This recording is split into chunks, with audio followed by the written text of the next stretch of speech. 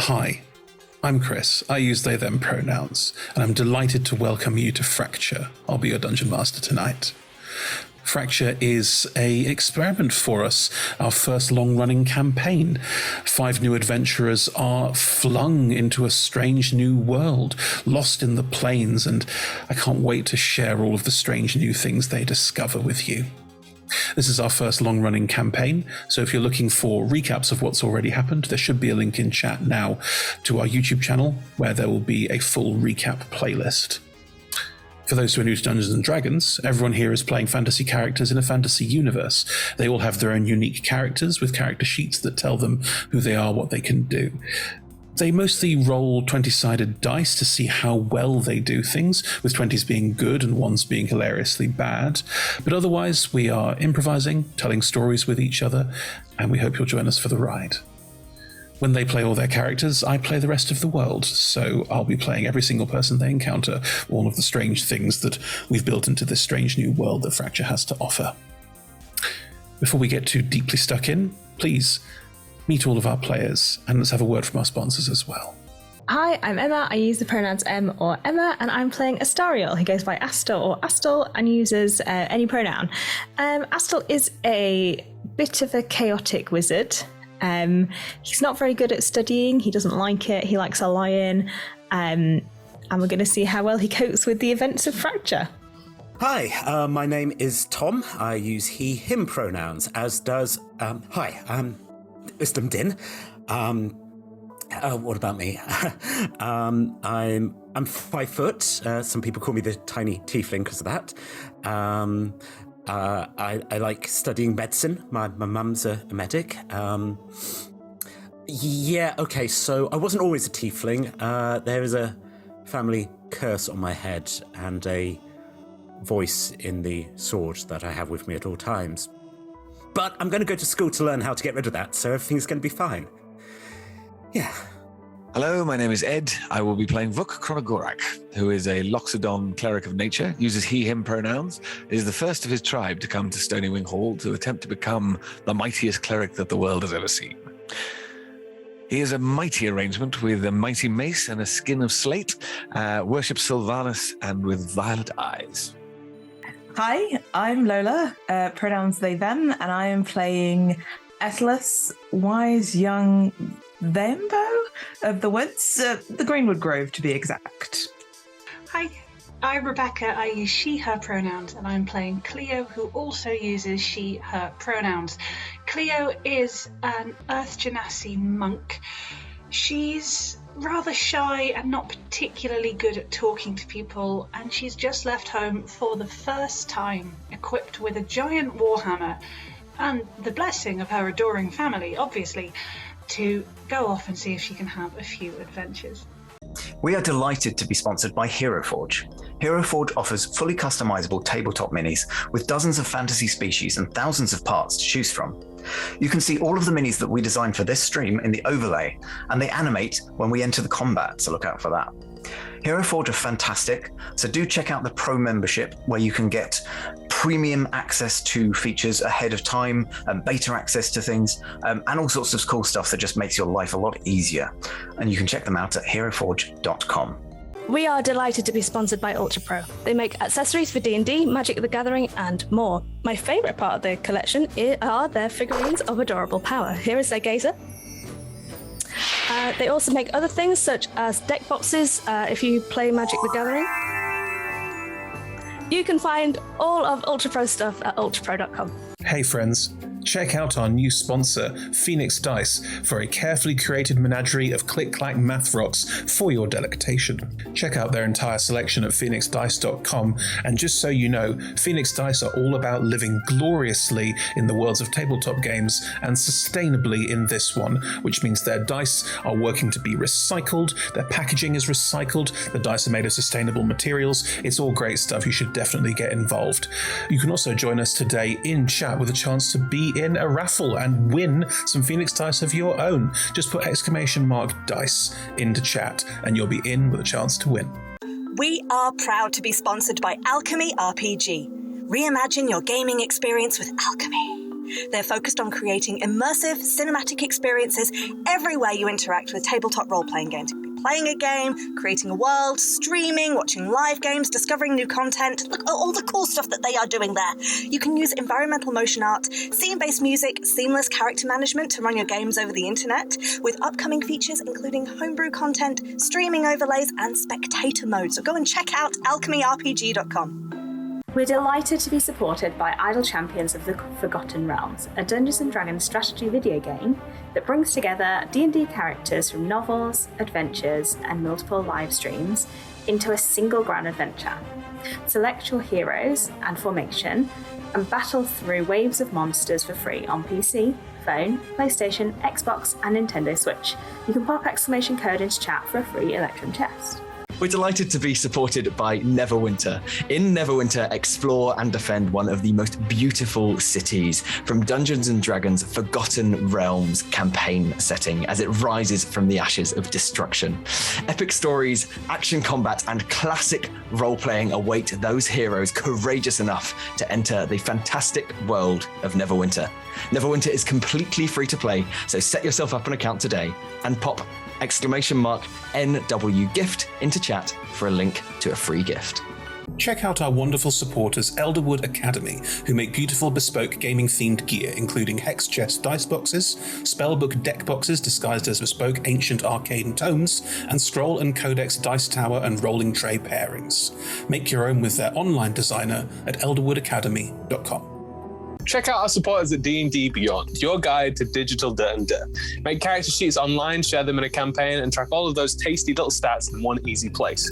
You can use the Beyond app to track your characters on the go. You can also use their encounter tracker and archive monsters to run any smooth combat thing. You know what I'm saying? You're a DM, you've done this before. You know D&D Beyond is the place to go. You can also check out our character sheets and exclamation point characters in Twitch chat below. This stream will run for 3 hours, and there will be roughly a 5 to 10 minute break somewhere towards the middle. We run shows on Mondays, Tuesdays, and Fridays at 6 p.m. Greenwich Meridian / British Summertime, which is 10 a.m. Pacific Time, 1 p.m. Eastern Standard Time, 7 p.m. in mainland Britain, and 2 a.m. Tuesday mornings in Japan and parts of Australia. On Mondays, we run TTRPG streams. These can be one-shots, 4, 6, 8, or even 12 weeks long. You can always find our latest schedule at twitch.tv/rolltogetherrpg/schedule. On Tuesdays, we have our ongoing campaign, Fracture. And on Fridays, we have our talk show, Talk Together, and Talking is a Free Action, which lasts for 1 hour. We are Roll Together RPG on all socials, so find us on Twitter, Instagram, Facebook, and even TikTok. Links in chat. Thank you to our D20 Club on Patreon. You can find a link in chat. Help us make our shows from just £1, $1, or $1 gold piece, and unlock more tiers by joining. Our D20 Club are fab. They've created a fan Discord for us. They've also made a wiki page for Roll Together. You can find that at rolltogether.fandom.com. Welcome to our podcast listeners. If you also would like to listen to us via podcast, you can search Roll Together RPG on your favourite podcast provider. If we're not there, let us know and we will add ourselves to that list. Finally, we play with a diverse group of players who play a diverse set of characters with wide-ranging sexual and gender identities.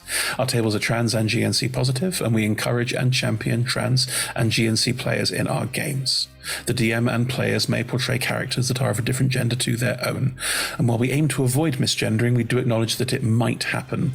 We have a company policy in place for correction, but please feel free to let us know if you think one has been missed. We play safe games at safe tables. !safety in chat will show you what we do, the TTRPG safety toolkit, as well as content warnings if you're looking to avoid certain topics. Grand. Right, here we go.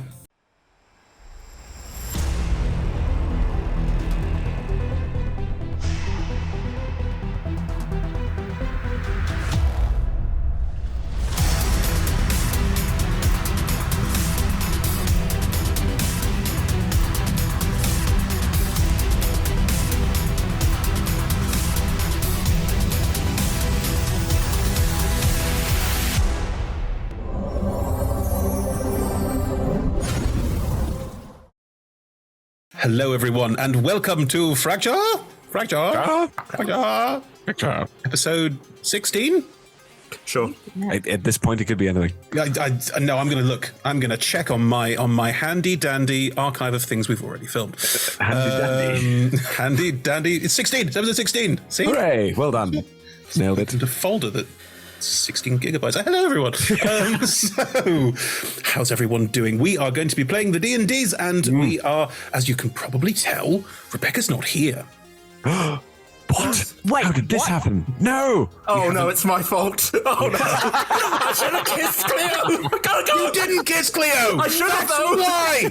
Okay. People don't leave when you kiss them, right? Oh God! Let's not make that a rule. No, going to be sad for a bit now. Right, so yeah, Rebecca's having a couple weeks break, maybe a bit longer. We don't know, but wishing her all the best, regardless. Anyway, therefore, in the meantime, we have a lovely Nat, and Nat's new character will be introduced later. I hope everyone is prepared for the overall levels of party luck to drop dramatically. Yeah, can't rely on Rebecca's lucky rolls today, but that's okay. That's okay. Yes, she's been getting us through. We will survive. No, I won't. Sorry. You're already dead. That's what I mean. Doesn't matter to you. No, not really. Anyway, the party are still in Uhlen, the lovely city of Uhlen, with the big jellyfish protector, jellyfish spirit, more like, but yes, wibble. And they have been exploring the lovely city of Uhlen, and they had a bit of a night out in Uhlen, and there was some rooftop conversations. Is that what we're calling it? All right. Wasn't an innuendo, they genuinely spoke on rooftop. Sorry, my apologies, that was my bad. Oh dear. But it certainly seems that romance is in the air, but not yet. That and lots of baked goods. And was there wine? I can't remember. There was definitely some. There must have been some alcohol. I think there was wine. I still got completely wasted. Yeah. Anyway, that was the night before, and now the party are doing important political things. They met the Merchant Council, and it was fine. Is I was going to say still that. hungover? Absolutely. To the extent of exhaustion. I'm just gonna. I'm tempted to give myself a point of exhaustion just because I'm so tired. Tom, if we need to make Muslim have problems with dice rolling, let me handle nerfing you, not you. Don't do it to yourself. We'll cross that bridge. As part of meeting with the Merchant Council, you informed them of some of the things that you have done in this world, including freeing the sink of the horrendous Sevet. But which seemed to be interesting in terms of trade stuff. You may have found a job if you want it, but you all seem to be a bit like ferrying stuff, really, which is valid. You also spoke to Bud Devanine, she of the oldest merchant family in the city, and she, when asked about silver keys, so you can try and find a way to get home, seemed to have an inkling about them, and also seemed to know that there were other people in the room of this big merchant council of families that may have interests or understandings about this, and offered to have you all over for tea and talk about this more. In the meantime, you were going to the Temple of Kol, Kol being the god of this world who mysteriously vanished a while ago. Dead, alive, gone, who knows? Also a whale. And then on your way to the temple to pick up your friend, there's a priest you know called Haps who was on your ship that you flew over here with, and you're still with your friend Perf, who is a death bringer. More about them later, potentially. Anyway, you were on your way to the temple. We just described the temple. It is rather rustic and old-fashioned, built into the side of the inner ring of Uhlen. Uhlen is a torus-shaped island, so a donut, and with the big jellyfish on the inside. So the inner ring is a lot of the older buildings of Uhlen. And thanks, Lou. Right. No one can read the comments. Filth, audience, utter filth. But yes, this temple looks like to be one of the oldest buildings in Uhlen. It is built into the side. The carving on the outside of it is quite old-fashioned. Like, it's quite rustic. Like, it's a big old shapes, like carved a little bit haphazardly into the wall. Quite large, taking up quite a lot of space. And the sort of walkway plaza in front of it, which is made of, as before, wood and metal in this large marketplace that is also the inner ring of this space, which extends into the centre where the jellyfish is. The area in front of it has been kept quite clear. There aren't a lot of market stalls around this space. It's just a big open area, and you can see there are a lot of people hanging out, chatting. It looks to be relatively lively, but there's not like throngs of people. You get the sense this may have been kept clear for the aforementioned throngs of people who don't appear to be that interested anymore. There's a certain element of like the way that churches are generally perceived in modern cities. Oh, that's nice. Look, it's there. Look at the massive courtyard. It's there for all the people, and we're just walking through it. It's not important to us at all. But yes, Prif is guiding you there, and that is a large archway that's wide enough for about 10, 15 people, and about as tall as well, for people to walk through into the space. And there's some traffic in and out, but not a lot. The look of the people going in and out is less pious and more tourist. Do you want to go inside? Prif is basically walking up to it, looking for Haps, but you are... We came here to go inside, so... I think Vuk isn't going to go in straight away. Well, I remember. While this is happening, Cleo will lean into Uslam and go, I need to go back to the rooms. Remember the ugly person? Really ugly person? Really ugly. Yeah, they might be able to help out with the dragon stuff. Tell the others I'll be back later. Okay. I won't be gone long. Just before I reach into my pocket and I just push something into her hand and go, that's for luck. Yeah, I'll tell the others. Okay. If you need help, come. We'll come get you. I'm sure it'll be fun. I'm sure it'll literally just be a quick conversation. I'll be back right as rain. No worries. Just like, or some hungover tries not to cry. Yeah, no, I'll see you soon. You missed... Oh, it doesn't matter anyway, because none of you knew me anyway. Rebecca would not miss an opportunity to slide. Lay that on thick. Like, all of this is predicated on the fact that the characters or Rebecca would know that Cleo would know that Cleo is disappearing for however long. No, Cleo would let Uslam know because Cleo wouldn't think that it was important enough to tell any of you. There we go. And we'll style off. Not trying to hide it, just popping off for a bit. Please don't chase after her and ask her questions. I can tackle her. Please let her go. Please, I've got let her go. Oh dear. Grapple check.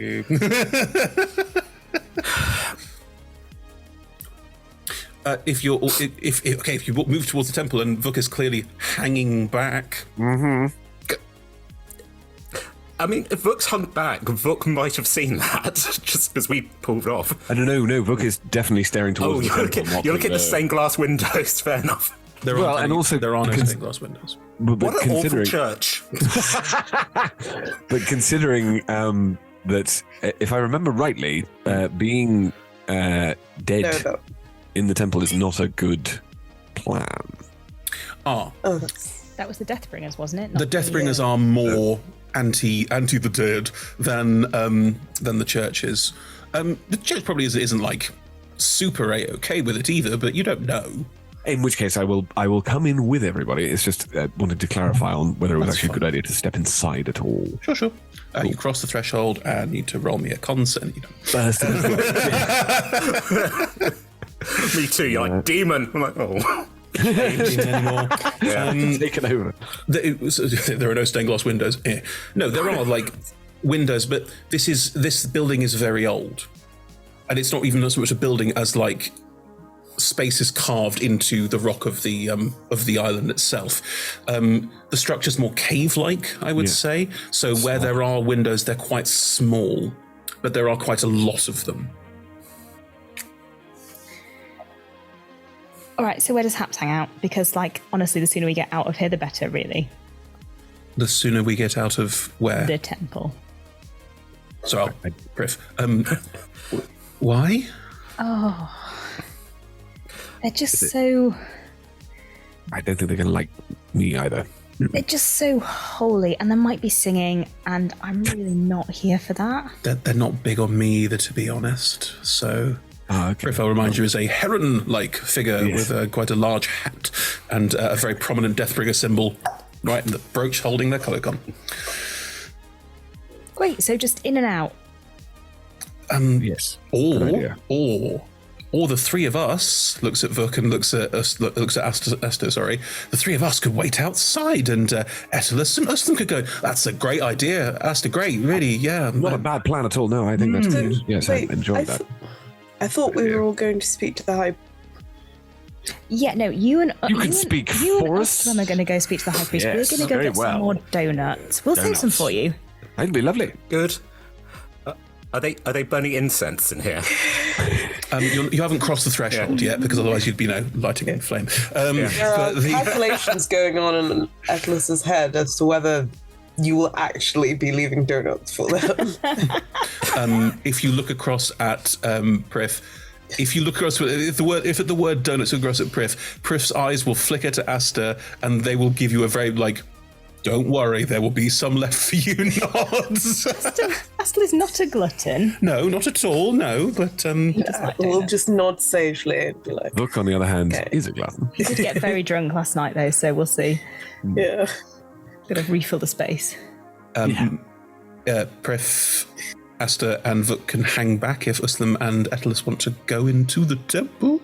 I can't wait for this. It's going to be awesome. You and me again, I guess. You don't have to if you don't want to. Shall we, Etelus? Yeah. I mean, it should be fine. Just gonna have to find Hap. Yeah, no problem. What's it like inside as we step across this threshold? As you move forward into the temple proper, there is a smell, but it's not incense. It's more the how to describe this? It's the smell of the sea, because Cole was a whale. No, Cole was a sky whale. You fool! It's the smell of ozone. The sea I don't of the think sky. that occurred to me that the whales were always in the sky. That's a beautiful thing. And you go, ooh, water. Because it's everything is in the sky. So I was like, oh, everything just moved. It's like the dolphins from Hitchhiker's Guide. They just fucked off into the sky. Yeah. Oh, they can do that. Wow. Everyone shut up. The smell is burning sage. It's more herby than incensey. I was going to say it's hungover. Just like if it was incense, you'd be like, But okay, sage, I think I can cope with. As you both breathe in, as you step through, you do feel almost immediately a clearing of the, when you breathe in Vicks. Yes. There's a No, suddenly starts running. Vicks isn't sage. Vicks is menthol.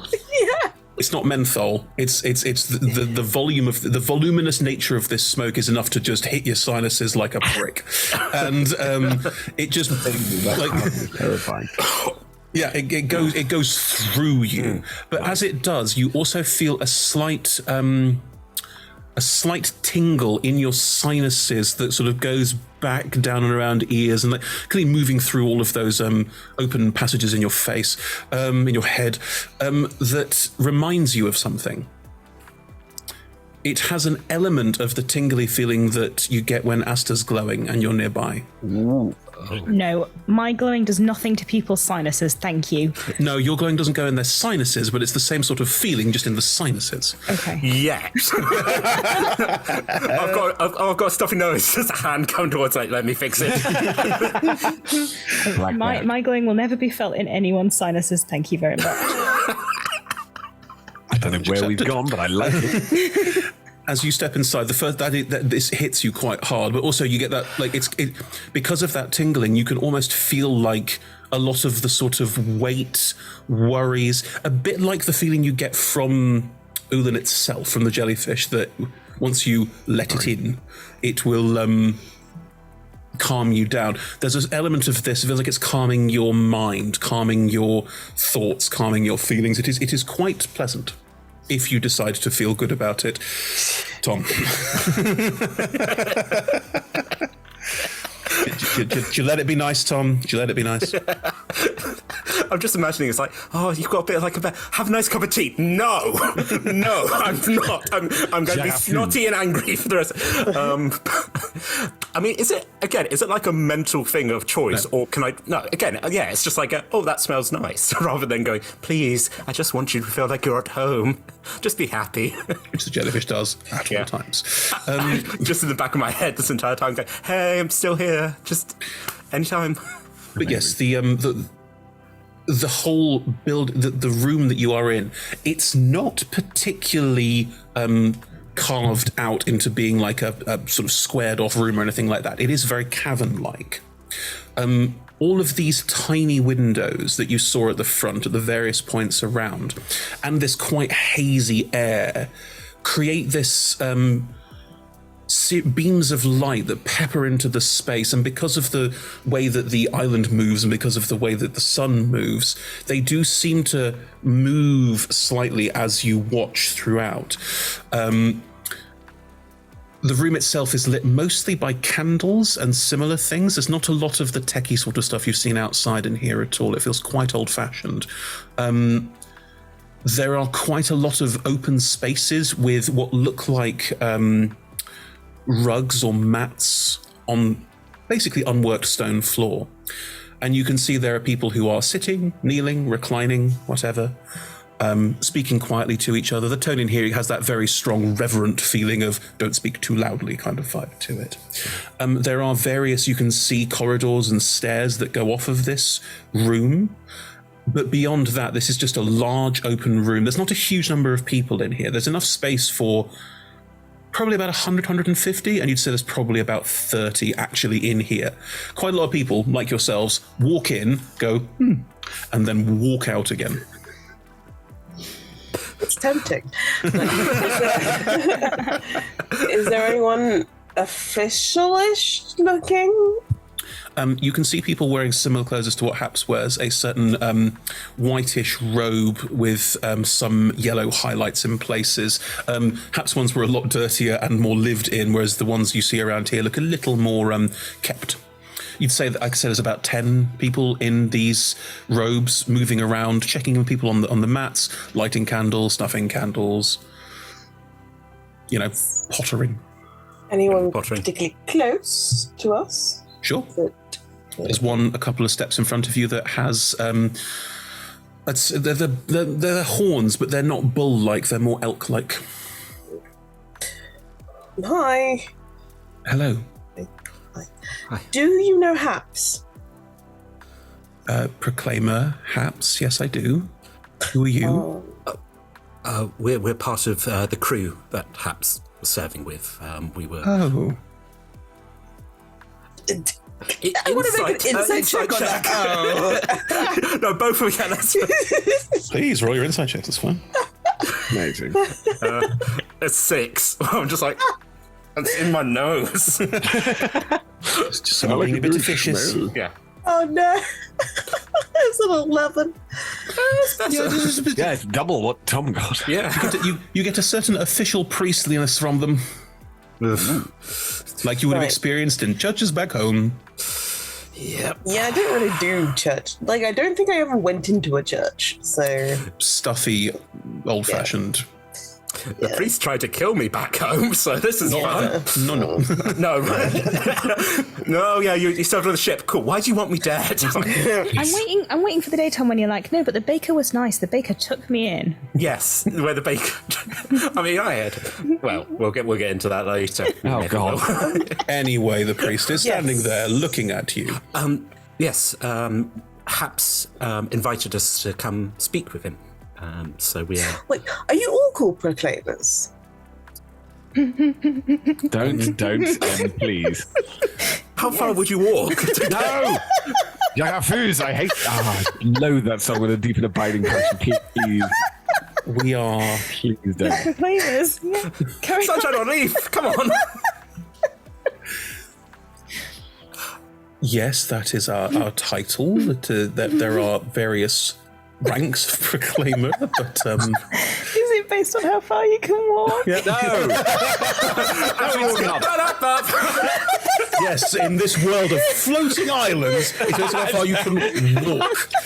Dude, that would take clerical abilities to walk 5,000 miles across the rocks. Hey, look, all of their titles are from when they were back on the ground and Cole was still here. It could have been about the distance, okay? Interestingly, sort of, but not. But it doesn't matter. We've never talked about the details of ontology. I love the fact that this is a joke that's been around since Haps turned up in the first place, which was like 7 or 8 episodes ago, and it's still just as upsetting These to Ed. fuckers, nah, you don't know what you've let yourself in for. It wasn't actually me trying to make the joke. It was literally when he was like proclaim the Haps, and I was like, did I get his name wrong?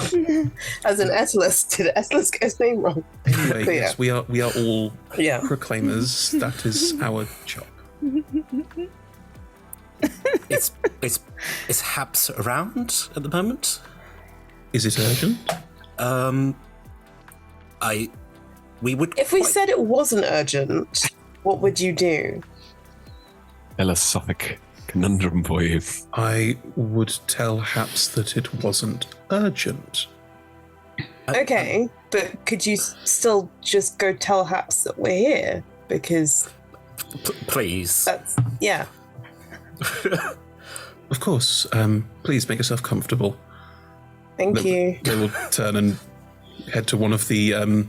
looks like a corridor with stairs and just disappears. Very confusing. I mean, what would it matter if it was urgent or not? We're still here to see Haps. Do you take one of the Matt's rugs by yourselves, or do you share one with some of the others here? I mean... Up close and personal. Hello, why are you here? I hear there are no stained glass windows. Terrible, isn't it? Exactly. Do you talk to people, or do you just find your own little mat and sit on it? I mean, how far away is like an empty one opposed to one right there. people? The people who are here are quite spread out. Okay. I would assume if they're that quite people... spread out, then Yeah. gotta assume that, you know what? That's not canon though for Etelus. I'm remembering first episode when there's one other person in the room and we're literally like, let's go, or two, and we're like, go across the room to the person that looks like they don't want to talk to anybody. Etelus would use the urinal next to the one in use. Wouldn't he? The worst. Having a nice time. Who says Etelus uses urinals? That's We also don't know. totally fair. We don't know. No, Etelus. Actually, Etelus is quite literally very not body conscious in the sense of like they don't care. So I imagine it's kind of like if we're around or if we're waiting for anything longer than a few minutes, then possibly kind of. In fact, wait, can I make an insight check for Uhlen? Oh. Yeah. Oh. Yeah, if we can. Probably going to be just as bad. No, I know my friend slightly better than I know the random person. It's a 13. You can always use your passive. No, my passive is the same, is the point. It's a 13. 13. Tom, how much is Uhlen wearing his heart on his sleeve at the moment? I think Uhlen's slightly gone into polite diplomat mode, where they're just like a slightly neutral face, and then just sort of like going, this is fine. Absolutely fine. Etelus, Uhlen gives you no clues. Okay. Oh. Then I will go talk to... No. Because I had the image, again, like, Uhlen's like standing there, and Etelus is like leaning in, getting like, you okay, bud? Hey. You right? No, I might lean over and whisper, it's like, what was Cleo saying to you? You went with Cleo yesterday, right? Yeah. To the meeting. Yeah, look. And we'll point out the wonderful embroidery in silver and gold of the leaves and everything on my harness. Oh, wow. That's really nice. Yeah, just actually, so legitimately take a moment rather than just think, yeah, that's nice, moving on. Just like, oh, that's... No, so that meeting Cleo had with the mimes dragon, you know, I don't really want to talk about it in a church, but yeah, so Cleo's obviously gone off to discover her destiny. To have a word with the mimes devourer again. Just doing a lot of mime. Yeah, Cleo's gone for a while. Oh. I mean, didn't know that. She said she was just going to the room. Yeah. You're being very melodramatic. I mean, more completely playing to character. Yeah. Well, I guess she did say that she was going to go and see. Well, we did talk about it briefly. The person was the person wasn't great, but I think she'll be okay going to speak to them. They didn't like me very much. Well, if they didn't like you, then they're bad sorts. I mean, it's just a meeting. She'll be on a scale of like how attract. No, not how attract. No, she'll be. I don't really know. Yeah, they were a person. Well, we assume, but no, that's fine. No, she's she'll be fine. She's capable and is covered in millions of gold worth of diamonds. I think she'll be absolutely fine. I just think that the dragon people weren't super great. The whole cult thing was a bit. Well, maybe she'll get to be the queen of a cult. And they don't like dead people. No one seems to like. Well, quite a few people don't seem to like dead people. There's a problem. Glancing outside and like, well, yeah. But I saw last night that you and Cleo went off together. Because Cleo had when we were hanging out and doing craft stuff, and when Cleo was painting me before we went out, she asked me some questions about you, and I said that she had to talk to you. And so you went off and talked to each other. it wasn't the smoothest. She didn't fall off the roof, which is always good. You went flying? We did. That was romantic and something I've been wanting to do for a while. It is slightly... Well, I know you don't have the concept of, like, school and summer holidays, but, you know, when you start thinking, oh, this is going to happen, and then it turns out that person's leaving, you know, it's just... Well... I owe her a better conversation when she gets back. But, okay. Yeah. I mean, I gave her a little... When she was leaving, I gave her a little good luck thing that was given to me when I was leaving. So hopefully, well, obviously she has to come back so she can give it back to me. Yeah. I think... Oh. You could see him again. What's your passive insight? 13. It's not great. Listen, wants to ask you something, but it's like, Oh.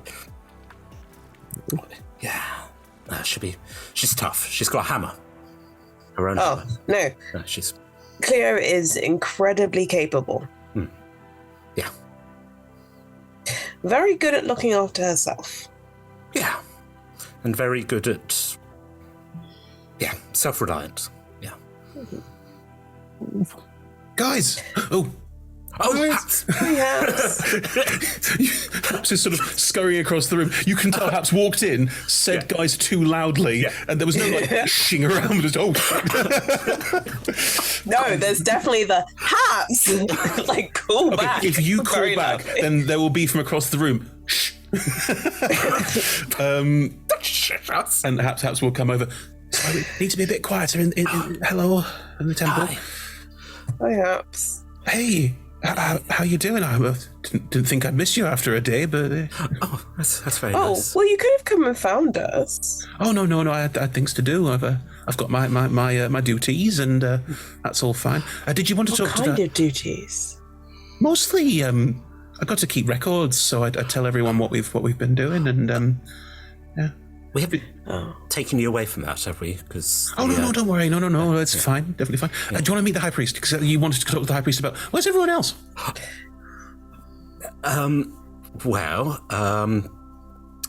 They had things to do. Yeah. All right. Somebody shuts his mouth. He's like, "Yep, no, that's much better than what I was going to say." Yeah. If you want to come talk to the High Priest, I can arrange that. It's all fine. What are we supposed to be talking to the High Priest about? That's a good. Keys, I think. Keys, yes, yeah. And just generally, yeah. No. Also, perhaps we need to have a because we had a talk to the merchants. Oh, right, to the council. Yes. Right. We're gonna probably have a meeting soonish to sort of talk about what we want to do with the ship and. Oh, right, good. Well, you are staying on the ship, aren't you? Oh, yeah, it's my job. Okay. I get a stipend from the church to go and find out about the world and update all the record books. I'm one of many proclaimers that travel and then return to write notes about what we've done. Damn it.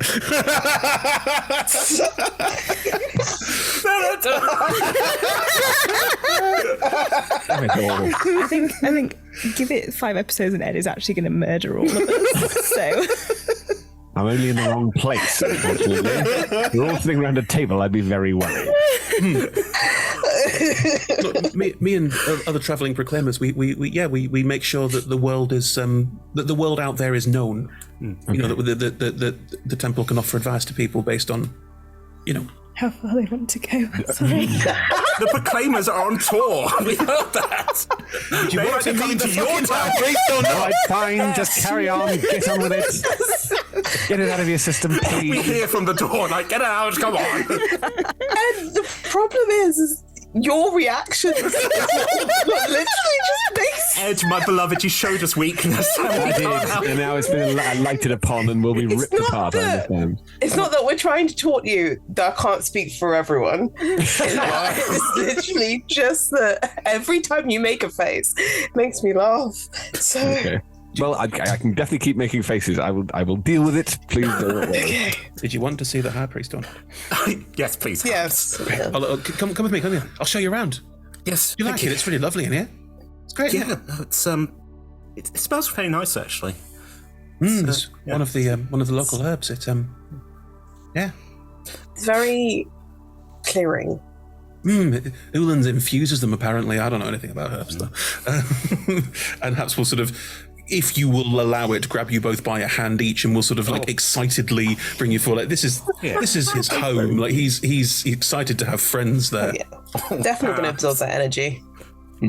Yeah. And we'll sort of run you, like Mahat's is a bit shorter than both of you, so we'll run you both towards one of these back corridors. And a lot of that sort of pomp and circumstance seems to sort of flow out of the space. Like, Haps is clearly welcome here. This is Haps's home, and also Haps is totally comfortable and happy here. And none of that, like, ooh, don't talk or move, appears to be really there when he's around. Anyway, he's going to take you up the back. In the meantime, Vuk Astol, you are... There's market stalls nearby that sell donuts, of course. Chris, you got money, right?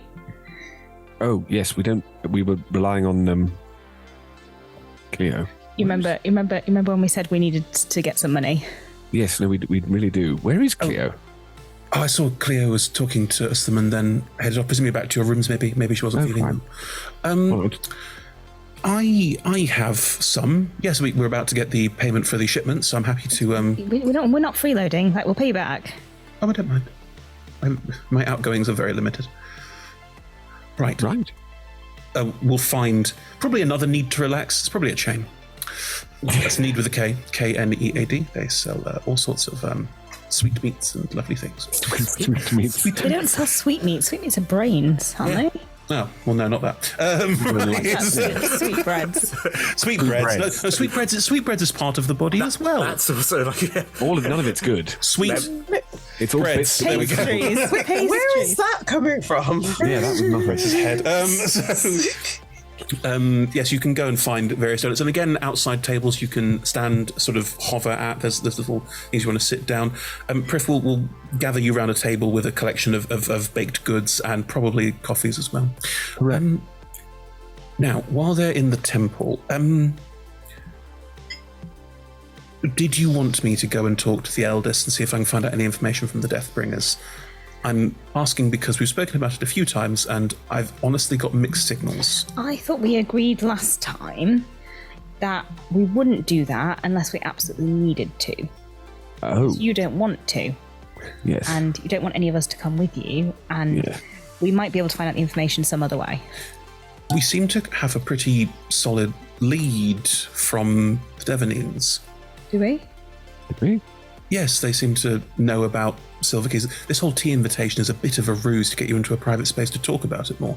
So maybe we see how that goes, and then if we need to, I thought you weren't a Deathbringer anymore. So, like, if you don't want to go talk to them, you don't have to. Also, aren't you sort of the antithesis of everything that they do? Well, okay, it's slightly complicated. Am I still a Deathbringer? I mean, you still bring death, so... Well, exactly. It's not like their skills just evaporate because I'm dead. I would also point out that I still wear the badge. I still certainly use the rank and the position to clear the way if I need to or anything else. So I'm not hiding the fact that I am one, used to be one. The line's very blurry. Right. But they're not going to, like, kill you on sight. No, they don't have any authority over me, but they might try and exercise some of the old authority, if you see what I mean. Right. I'm saying no. Yes, I think I I'm would saying prefer no as well. not to as well. I'm glad we're on the same page, and if everyone else agrees, then let's see what the Devonines have to say first. They're very well connected. Yes. So excellent.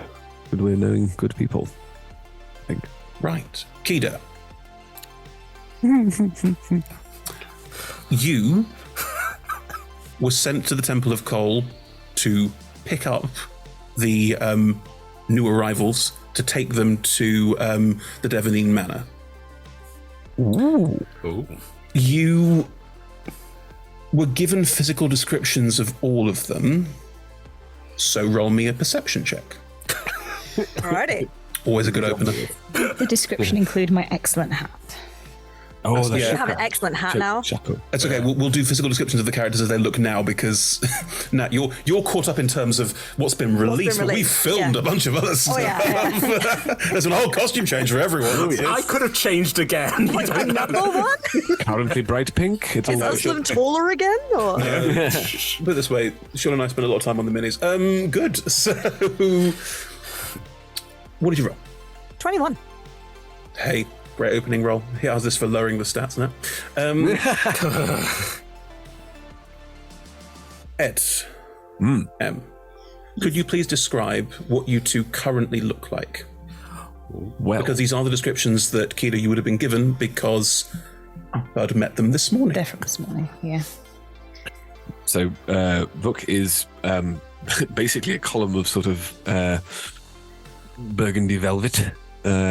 And so it's just this big cloak, and he makes a sort of hissing noise, but not sort of violent, but just a sort of with a 21 on the check, Ed. The cloak doesn't perfectly cover you. What's underneath? The armor of it's a Deathbringer, right? Deathless. Deathless, sorry, right. Sorry, two death things. But is the armor of a Deathless, which is a sort of sign of, well, I guess don't screw with us all across this world. But it has been painted sort of lovely purple. Yeah, it's got all sorts of different like flowers on it. Vines and one penis. And smiley faces and the flowers on the back of the leg. Exactly. I would say I looked like a what's it called, kindergarten experiment gone. I think Rebecca and Lola both did really nice work. Oh, absolutely. It's just mine and Uslums. I tried. I'm proud of all of it. It's lovely. Like a stormtrooper, someone has tie-dyed. Yes. Well, I have helped like nursery children paint an outdoor mural before, so I have a very distinct image of The what chaos. Dear God, why? Good. What's Astel currently wearing? Astel is currently wearing a sort of green frock coat with a cape on one shoulder and a large green and gold shako hat. Look him up. Also has a sort of braid thing coming through the hair, which is glowing. It's also glowing. Like permanently now? Yeah, permanently.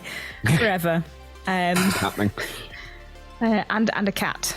The cat is on my shoulder, let's say. Samith is always around. Yes. You look like an extra fancy musketeer. Yeah, it's not far off. Pretty good, actually. Fancy man, Astel. A very tiny dagger. And one tiny dagger. No, you can't be completely fully rounded, you know. Everyone's got something. And Prif is a Deathbringer. You would know what Deathbringers look like. The hat is very... what's this? Pilgrim hat? You know, like with sort of Witchfinder General hat, basically. And there's a big cloak over the top, and you know underneath is armor and knives and all sorts because Deathbringer, and the clasp on the front is a skull. You would recognize them walking up to the front of the church and going, will they be here? I could go and look inside. Then you look around briefly and go, it was hard to miss those ones because one is a column of burgundy and one glows. Now, glowing people you would be aware of. Godborn are people who glow. You probably know a few, but this one also dresses quite ostentatiously. Probably a wizard. Anyone could be a wizard. Anyone with a hat could be a wizard. I think you probably know Prif. Not very well, but you've probably met them once or twice before. You know them to be... Any worries you may have about them, they are unfounded. They are quite pleasant. Okay, great. Good, because that changes my initial, I don't know if I want to go over to these people. Maybe I do now. That's okay.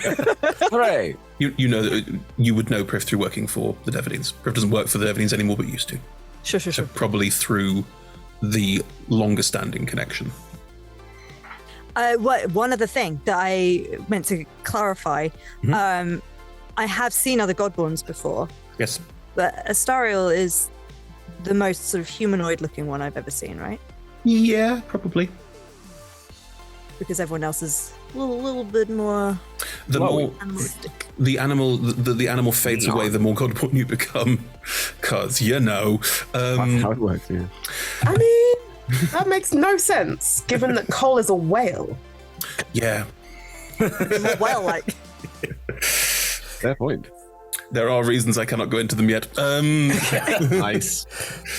But yes, you would recognize them. You can go over, you can wait. You know that they appear to be missing a few people, so there are probably people inside the temple as well. It's up to you what you do.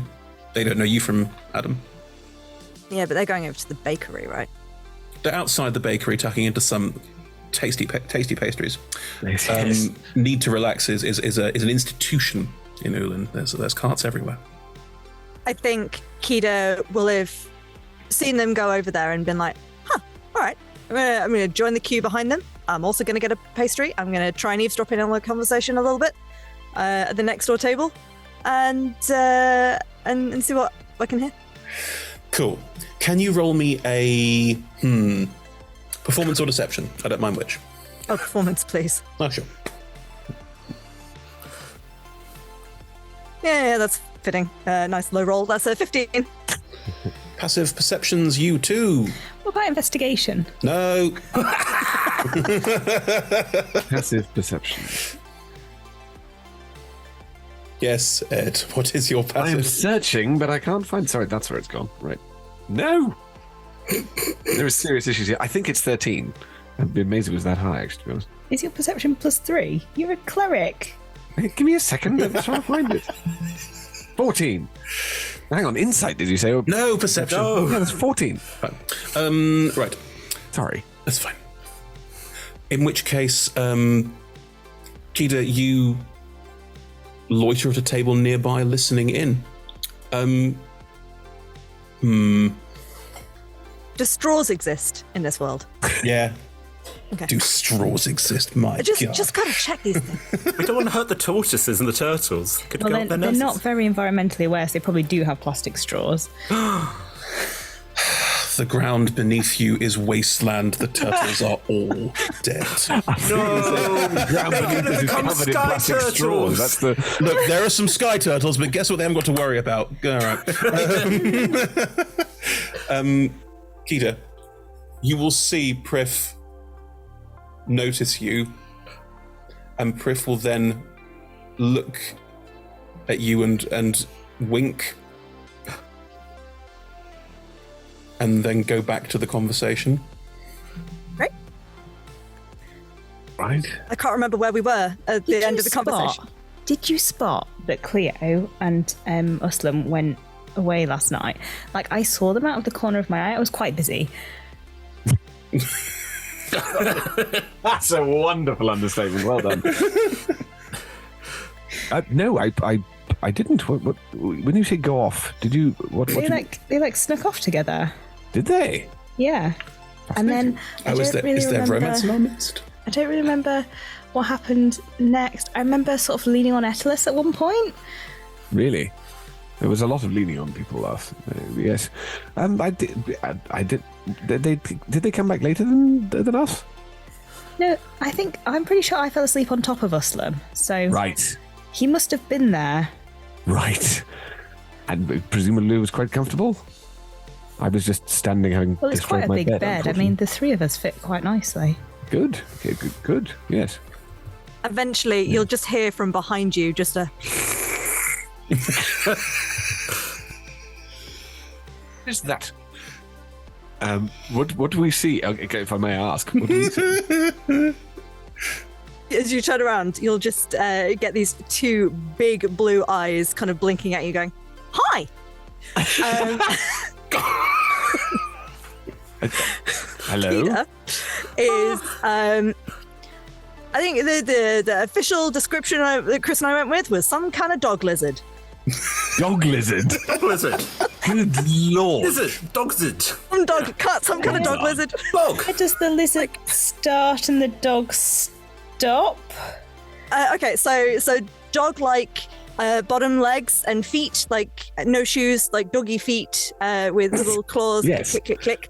But bipedal, but the entire body is covered in very fine purple scales that sort of catch the light in a bit of a greeny way.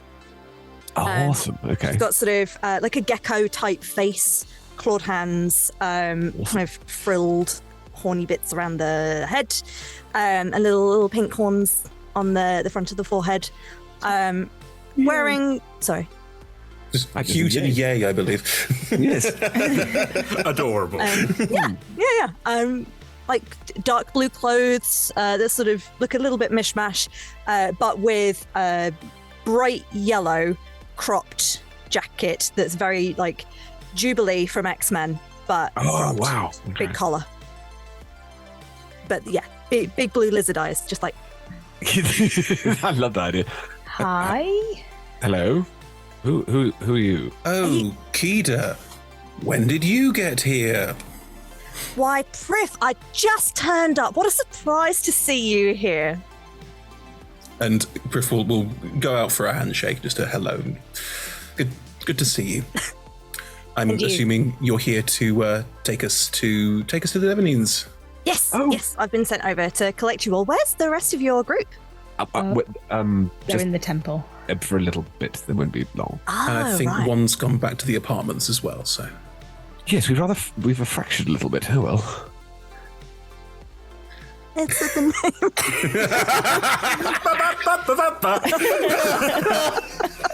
Sorry, wow. that should not have given me It only took to episode 16. A mic drop and a squeal as it hits the ground. Right, good. So you two know each other? I was more familiar with Keita's sibling, but it is good to see you, Keita. Keita works for the Devanines. All right. Oh, right. What is it you do? Looking a little different. Yes, is that a problem? No, not you.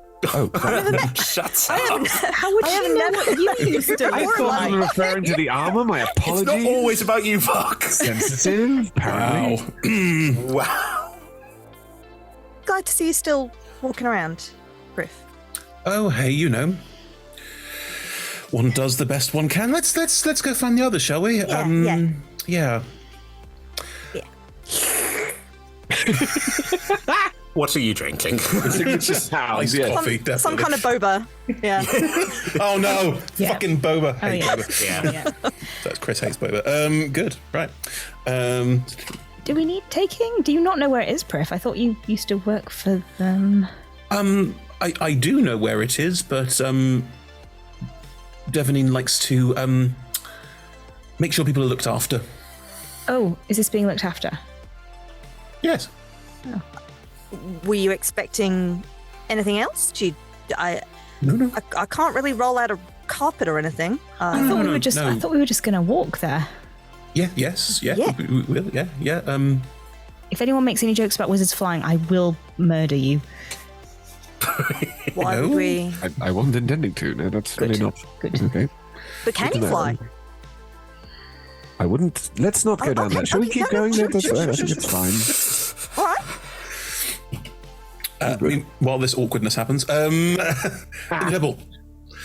Haps Etlus, and Uslam are you're being dragged through various corridors. Etlus, you have a very good sense of direction because your survival is quite high, so you'd probably be able to find your way out again. But Uslam, hungover plus this, you are hopelessly lost. You have no idea where you are. The smoke is everywhere, apparently, and you're just being dragged through haze. It's quite a lot. I'm sort of disassociating. I'm just like, yeah, this is it. Anyway, those are the quarters for those proclaimers, and we can go over here and Priff will start Is there pointing. anything we should know about what to say to the high priest or what not you're to fine. say? No, you're fine. You're totally fine. Just be yourself. Just be yourself, and it'll be grand. They're very nice. All right. Okay. He will skirt up to a door, which is being flanked by two proclaimers. Yes, it's two of them, and look quite similar as well. Could be twins. And they will look at Haps with a slightly stern and will look at you, two of you, and Haps will sort of smile, nod, doesn't say anything, just like, and they will both sort of semi-begrudgingly take hold of the door handle and each open one side of the door, and the three of you are let inside. Yeah, I'm thinking, Lola is thinking that Haps definitely should have told us some things about how we should be acting on this, but Etlus is like, everything is fine. You go up some stairs and you realise that this bit of this, they're all caves, it's an entire cave network, but this room appears to have been slightly more carved out like a room. It's still, everything's made of stone, but it has a certain grandeur to it, almost like a Greek or Roman baths, this sense of it's still a relatively small room, but there's a big pool in the center, there's a skylight looking up, you can see that the light is clearly a long way up. You can also see there's things in the way that people are bouncing the light down, but there's a skylight that goes up, and this whole room is bathed in light from this space. There's a pool in the center, a large, quite opulent-looking chair on the other side of the room. Is it similar to the temple that we raided for the... Okay. I would say not surprisingly, but a similar vibe, but definitely more modern than that building was. Mm-hmm. As you move into this space, though, there's no one lounging in the pool like an emperor, and there's no one perched in the throne waiting to be approached. As you walk in, there will be a sort of a bump noise from behind it, and you'll hear "Oh, just a minute. I've brought some people to see. Wizard of Oz behind the curtain. Brought some people to see you, High Priest. Oh, you put some trousers on. Amazing. And a figure, very turtle-like, will sort of shuffle around the side. They have quite thick, like bottle cap glasses. That they will go over to what was like a font on one side of the room, and will just sort of wash their hands in it, take their glasses off, wash them in the font, wipe it on their side. I'll put some holy water on it. Gets rid of all stains. They take their robe and like wipe their glasses with holy water or whatever it is, and just put it back on. Oh, are these your new friends, Hubs? Yeah, they are, Father, High Priest. Let's take a look at you. And this figure will sort of like walk over towards both of you. They are short, like 2.5, 3 foot tall, and they'll just walk over to both of you and like look up at you. And I will reach my hand out to shake. Oh, novel! We'll shake your hand. Are we not supposed to? Probably not. Oh, okay. What did you give us a toss? What do you want? Sure, put my hand out. 2 novels. That's us, 2 novels. A friend of Habs is a friend of mine, and I'm not big on all of them. So, hello. Hello. Thank you very much for taking some time to see us today. I'm Porg. Nice to meet you, Porg. Uhlen. Uhlen. You also proclaim a Porg? More of a high priest than a proclaimer. Like, proclaiming is such an elaborate job, you know. I prefer high priest. And a high priest isn't. Well, technically, I'm probably a high proclaimer or something, but, you know, I have a list of titles somewhere that is so long, I just...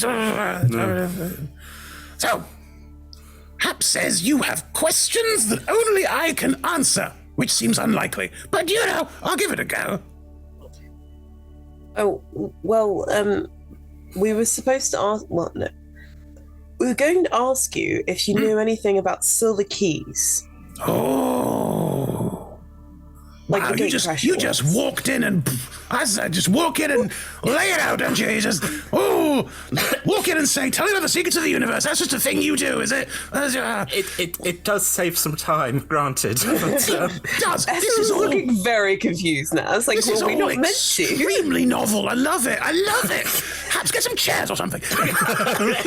Perhaps we'll start dragging out like various like ornate chairs that are meant to be stuck by the wall and just like drag them into the center of the room. And if you perch on them, they will also like get up on one of the chairs and perch on it. All right, tea? Anyone? Tea? I've got spirits too. It's a bit early, but you know. Much appreciated. Our friends are currently waiting for us. Water then? Yeah, water. But maybe another time. You know, sort of. Oh, yeah, you can always come by.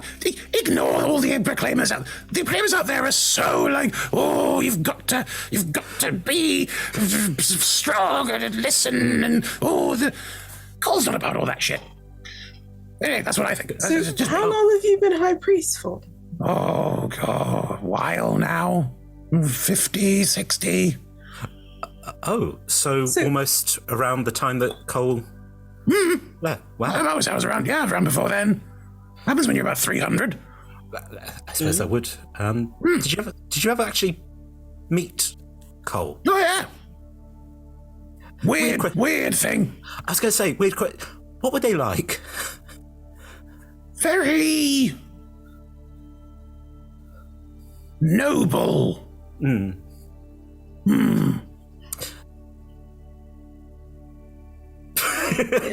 just like nodding along, like that does sound like what a god would be like. Yes, noble.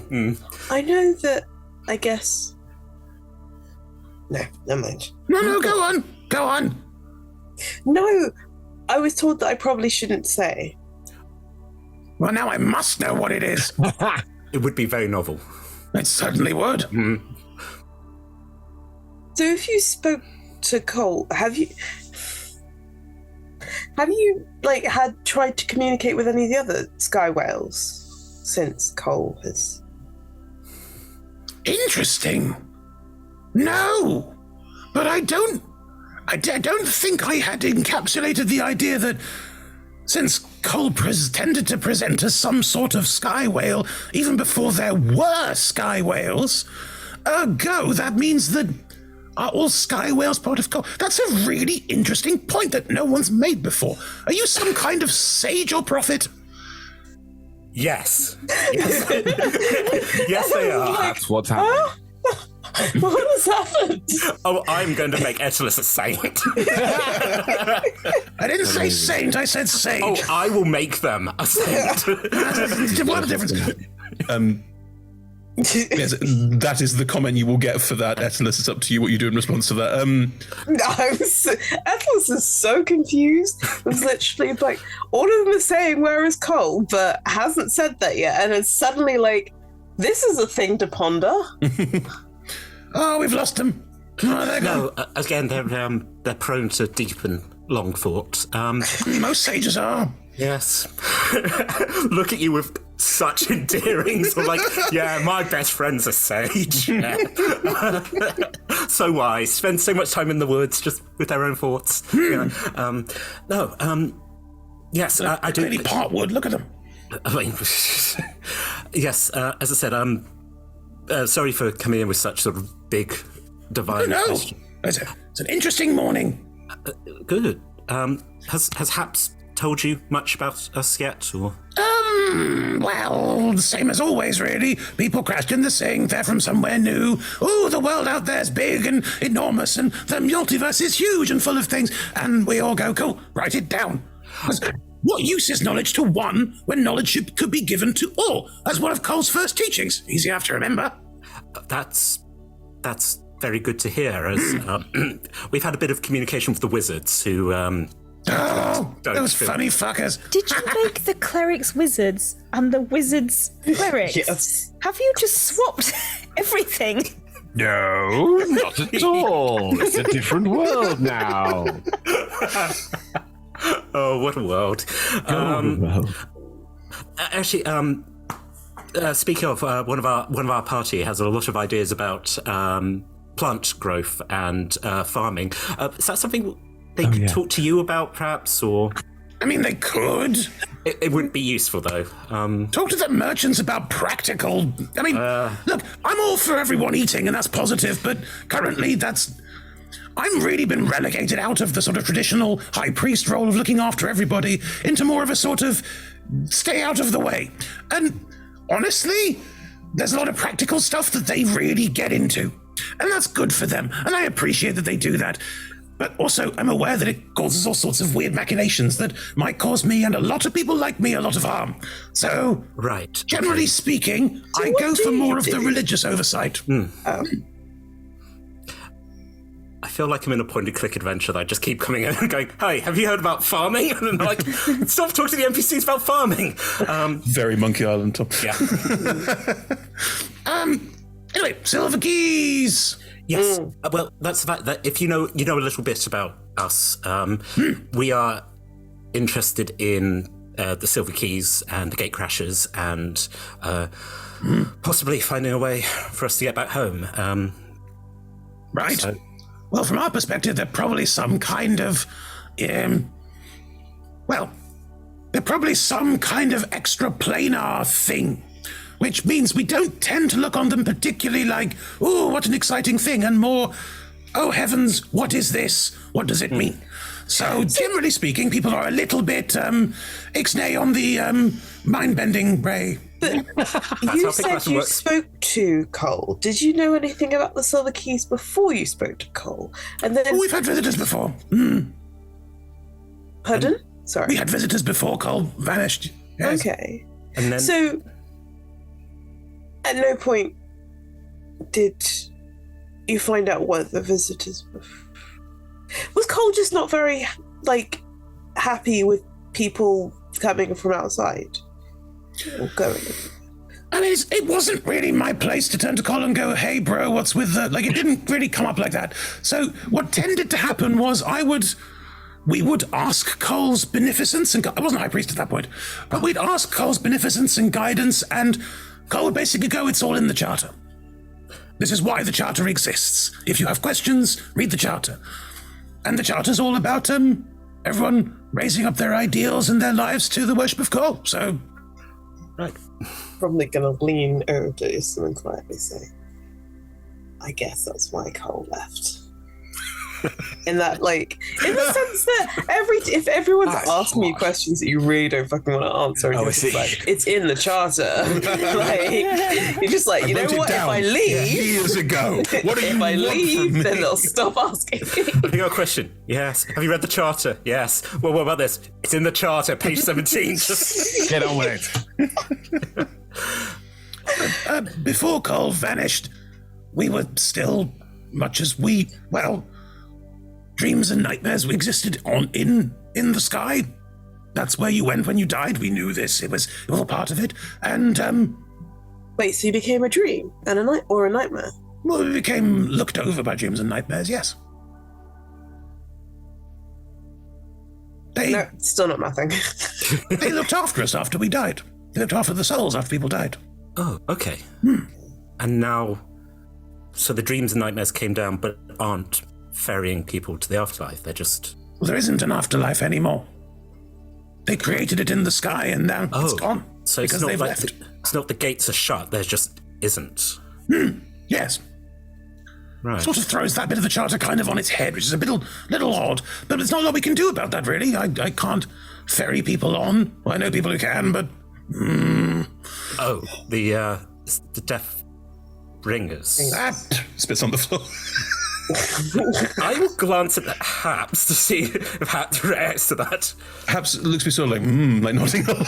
Oh, okay, so Haps is very much like, why can't these guys just Haps and Briff don't talk to each other very much. I know, but you'd think you'd be like, I spent some time with them, they're all right. Nope, still like... Well, the High Priest is. Haps isn't like... Haps isn't spitting on the floor as well. Like, it's not that bad. Oh, High Priest, let me join your patois. Yeah, it's not that. Should I spit on the font? No. Not holy font. We can't keep doing this. Right, okay. So, okay. Sorry, this is quite a lot to take in. No. Look, people Haps brings along are always fascinating, because you see all of this through a completely different way, because you've not lived here for ages. So all of it's new to you, and that's really cool, because it means we get an outside view in, which means I get a better idea of what this whole thing is like to experience for the first time, which I can't do. It's been years. Can't even remember. I'm very old. I don't know if I mentioned that. So, again, you when was the last time you talked to someone who used a silver key? Well, there was a traveller who hung out briefly in the temple where I was, who called themselves a gate smasher or something. A gate crasher, yeah. Right. Yeah. A gate crasher, that's right. And they had a silver key. And they were really interested in all of this, and they were very involved. And then one day they just poof. Poofed. Oh, and you never saw them? Well, I guess you didn't see them again. No. But, like, did they tell you anything about the key?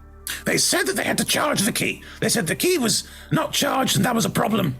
And then how did they do that? They went to go and see someone. Oh, it is. One of the...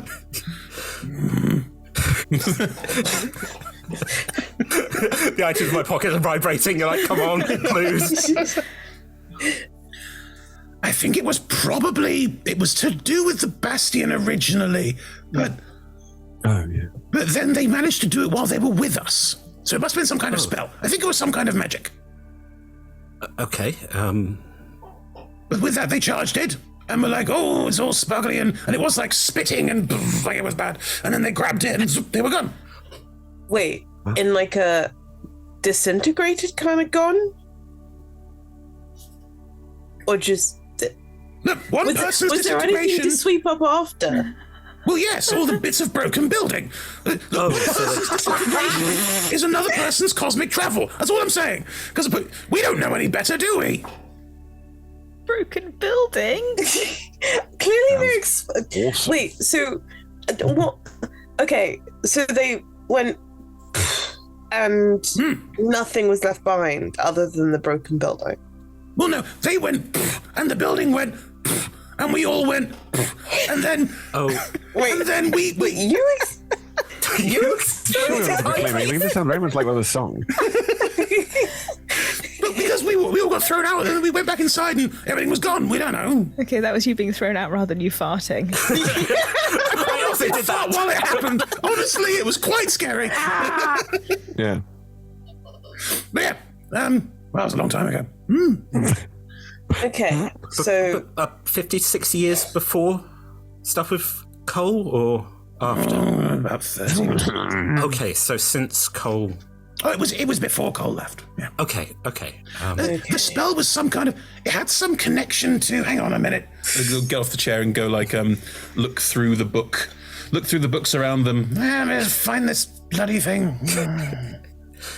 Okay. It was something to do... Where is it? God damn it! Evocation. Say evocation. Say evocation. Let me write books down. What colour was the magic? Yes. I don't know. I don't see magic. Who was it? Well, there we go. It was something to do with one of the something to do with one of the groups, one of the wizard groups. I can't remember what they were called. One of wizard order. Right. It was a wizard spell. Okay, a spell performed by a wizard. You went to see the wizards, didn't you? Wonderful wizards. And I sustained quite a bit of head damage. Okay, so It was one of the wizarding groups that was around. They have like a college or something. Right. Okay. They're big on knowledge. They probably know more about it than me, honestly. If that's what you're looking for, you talk to the wizards. I don't want to. Not again. Do you say that out loud? I say we've heard quite a bit about the wizards. Yeah, they're an experience. Look, I don't want to speak for all wizards because I don't know all of them, but it appears that when you all live in floating sky cities, magic means you don't have to obey the same rules as everyone else, and I think that gives them a sense of heightened importance. Why have wizards become men? Why are we hashtag not all wizardsing? Yes. I met some good wizards. You're a wizard, Harry. Oh, no shit. You're a wizard, Harry. That's why you will... Yes. Become a warlock, Harry. You're the problem. Okay, so a wizard spell. Sorry, you're the problem, Harry. I'm sorry, Harry. Sorry, Harry. Nothing we can do. I mean, he canonically does become a cop, so... He's the problem, yeah. Okay, so wizard spell about 30 years ago, the Bastion... 30 years before, 50 years. Okay, so years. about 80 years before, was still... Maths. Everyone's got a... Maths. Hey, Chris, make an NPC that's not crazy. No. I don't wear trousers! I hate wizards. Why does everyone hate wizards? I just sit in my room behind the table not wearing trousers! No one's here going Rangers, fucking Rangers. We haven't met. It's because Essos would be very sad if they did, okay? Very sad. Ooh, none of you have asked anything about bards, that's all I'm saying. They're real dour, like monk. Just kind of like quiet writing. It's weird. They use all so seriously. They use all that charisma for introspection. Okay. Well, thank you for seeing us. Hang on a minute. What? I'm much smarter than I look. Some sort of like tilts. It's like good. You're looking to charge a silver key, which means you've got one. We've heard that somebody might have one, and yes, if we can charge it, it can be useful. Well, we want to get home. Skirting a deception check there, Tom. Hey, I'm talking more about the wizards here. That's not a lie. We know someone has one, but... thingy. I'm willing to- Snake person. Snake person has one, right? They showed us it. Yes, yeah. The wizards have a silver key. Yeah, Craven. Yeah. Craven the Hunter, yeah. Craven the Hunter has a key, yes. Bloody Spider-Man! I could roll a deception if you want. Can I assist by looking clueless as fuck? That's an auto help that works brilliantly for your characters. That's amazing. I think that's totally fair. Yeah, why not? Why not? Again, like my cod's finger, like Ustam's there, and the Estel's head leans in and is like, ooh. Edla's like, Edalus, I think I need to learn it. So they're going. I'm still like, so this person blew themselves up? I don't very much. Went home. It's one or the other. With advantage, that was a 22 deception. Woot. Again, like a passive face just looking back at me. You will... Clearly, this is a bit of an act. But there is also a certain amount of wisdom of age. This is a very old person. They've probably seen through that a little bit, but they're not going to comment on it. I've picked up on that. And I'm sort of like... A slight sort of like little nod of the head of going, okay, fine, we should have had tea. You can't be angry at anyone over a cup of tea, but... Oh, you can. So, Sorry. like, charging aside, do you know of any other way that people could travel planes? Well, no. Honestly, people don't talk about it that much. The fact you're talking about it this much is weird. But we're not from here. I understand. It's a thing. I kind of want to go and see my family. That is sad. Sucks for you, mate. I will say, most people who come here don't know about Silver Key, so don't even know the first thing to ask about it, really. But we met a gatecrasher. Oh, They're just dead. Yes, we met a gatecrasher. Here. Not here on Uhlen. But in Colhearth. Yeah, in Colhearth. I'm sure there are still But they some were around. dead. Ghost? Yes. Yes. Oh, what did your ghost gatecrasher look like? Just a regular old human-looking person. What were they wearing? I know that's asking, Do like, all 80 humans look the same now? To us, yeah, but no animal features. It was weird. Nice. Very God-born-y, but no glow.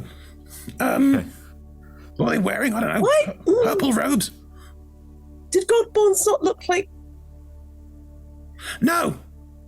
People often ask this one, especially when the kids ask this one a lot. No, when Cole made the Archons, Cole made people. That's why people shapes are people.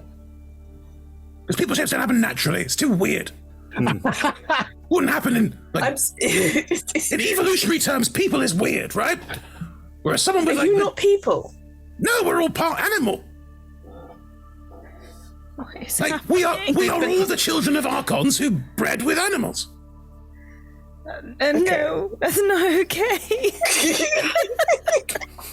That's not okay. Our options were limited. I'm not all right with that. Are you sure you want that to be the law, Chris? It's not like Greek gods don't fuck animals, people.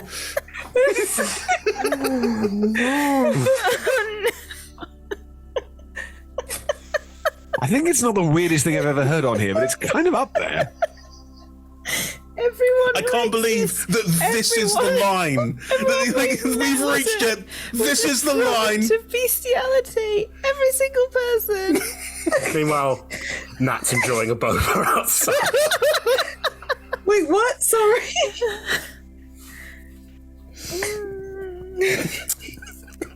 Oh, this is going to be fun when we come out of the temple. By the way, But that's a... Okay. we are discussing it now, at least. I feel like it might be a bit late. Unbelievable. Judge is what I feel. Judge. I am touching you, yes. It's weird. What is the law behind how it's like lizard folk and like rabbit folk and tabaxis happened in Faerun? They just exist now. One day, a god was horny. ... To be Please, fair, an angel. I have some credit. I didn't put it in the side chat because I was like, I keep derailing you all. And I was just like, I just had the thought, Cole has been very prolific. Lots of Godborn, only one God. Yeah. But, like... The Archons. And I was like... He made angels instead to go and fuck everybody. I'm too no, busy. not everybody. Everything. No, everybody. Does that mean there are going to be tree people? Like, where's the line, Chris? I mean, what's wrong with tree Very people? sexual world. Yeah. They have chairs as babies. I am my own cot.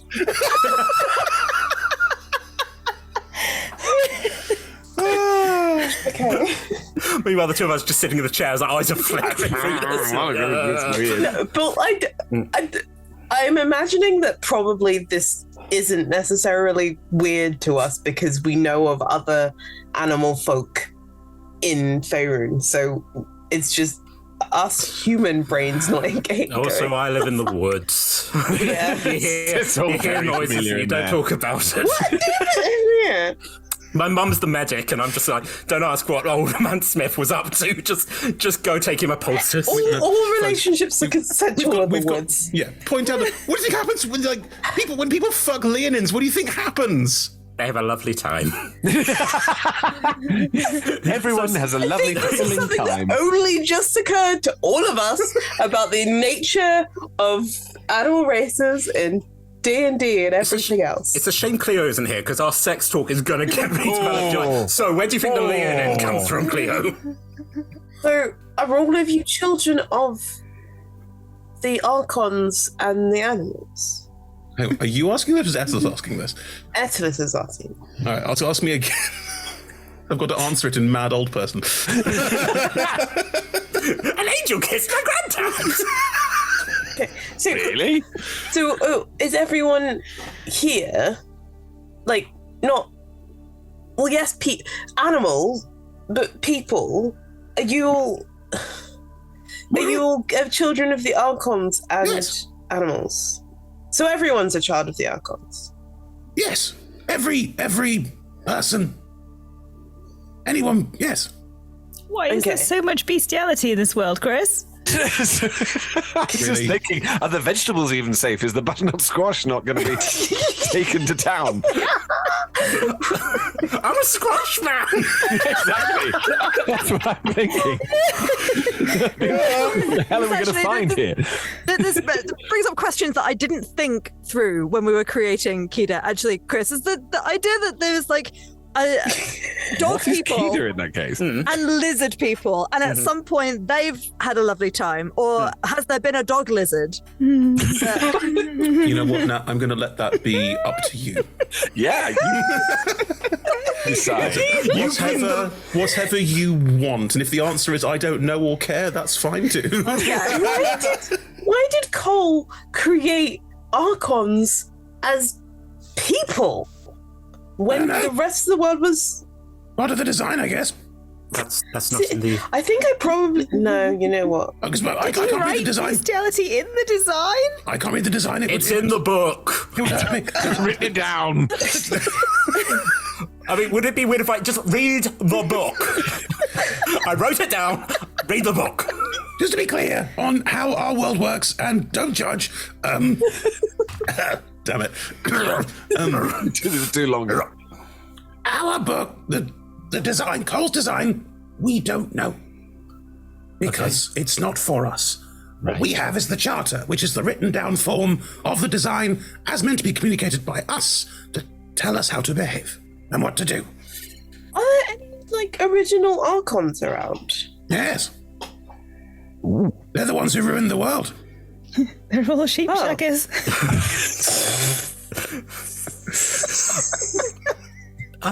The dragons in the tumult. Archons. Oh, they're the Archons. Setri, who runs the Deathless. Archon. So they're just arguing with each other. Well, yes, because they did things per Cole's design, and then when Cole left, they went, we don't like it. Like, Setri had control. The Deathless is run by an Archon who was like, no, we don't like Cole's design, and then the tumult is run by an Archon that's like, no, we don't like cold design. Yes. And they're both like, we both have different ideas for what the design should be now that Cole's got. Correct. Okay.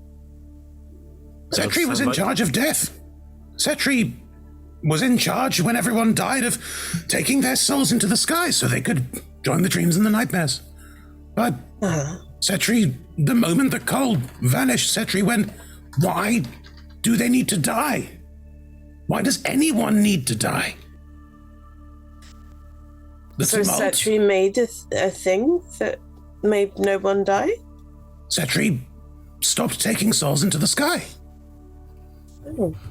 And the tumult, the dragons, they were Archons in charge of physically making the world. They're elementally charged. They can destroy stone, breathe fire. I'm sorry, I have to ask, are there half dragon, half sheep as well? Presumably. Let's hope. Well, we got a new quest. Or like goats, where they're just up high. You're like, how did you get up there? That's a chimera, Tom. Yeah. That's where they came from. Not a mad scientist. Sorry, my brain is this is yeah. You're on sheep. That's fine. That's, No, but the dragons wanted to keep making. That's why we have floating islands. They tore them out of the ground and threw them into the sky. They wanted to keep making, so they did, and now they remake the surface, the wastes. That's what they do now. They just tear it up. So, were there more than 2 Archons? Many. Listen. Are they still around, or is it just those?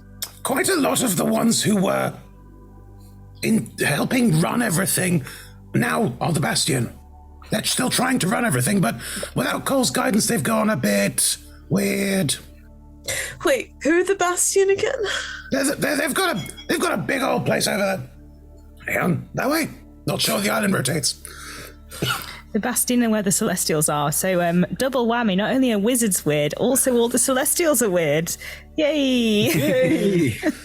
They take the charter and go, well, if you don't follow it, you shouldn't be alive.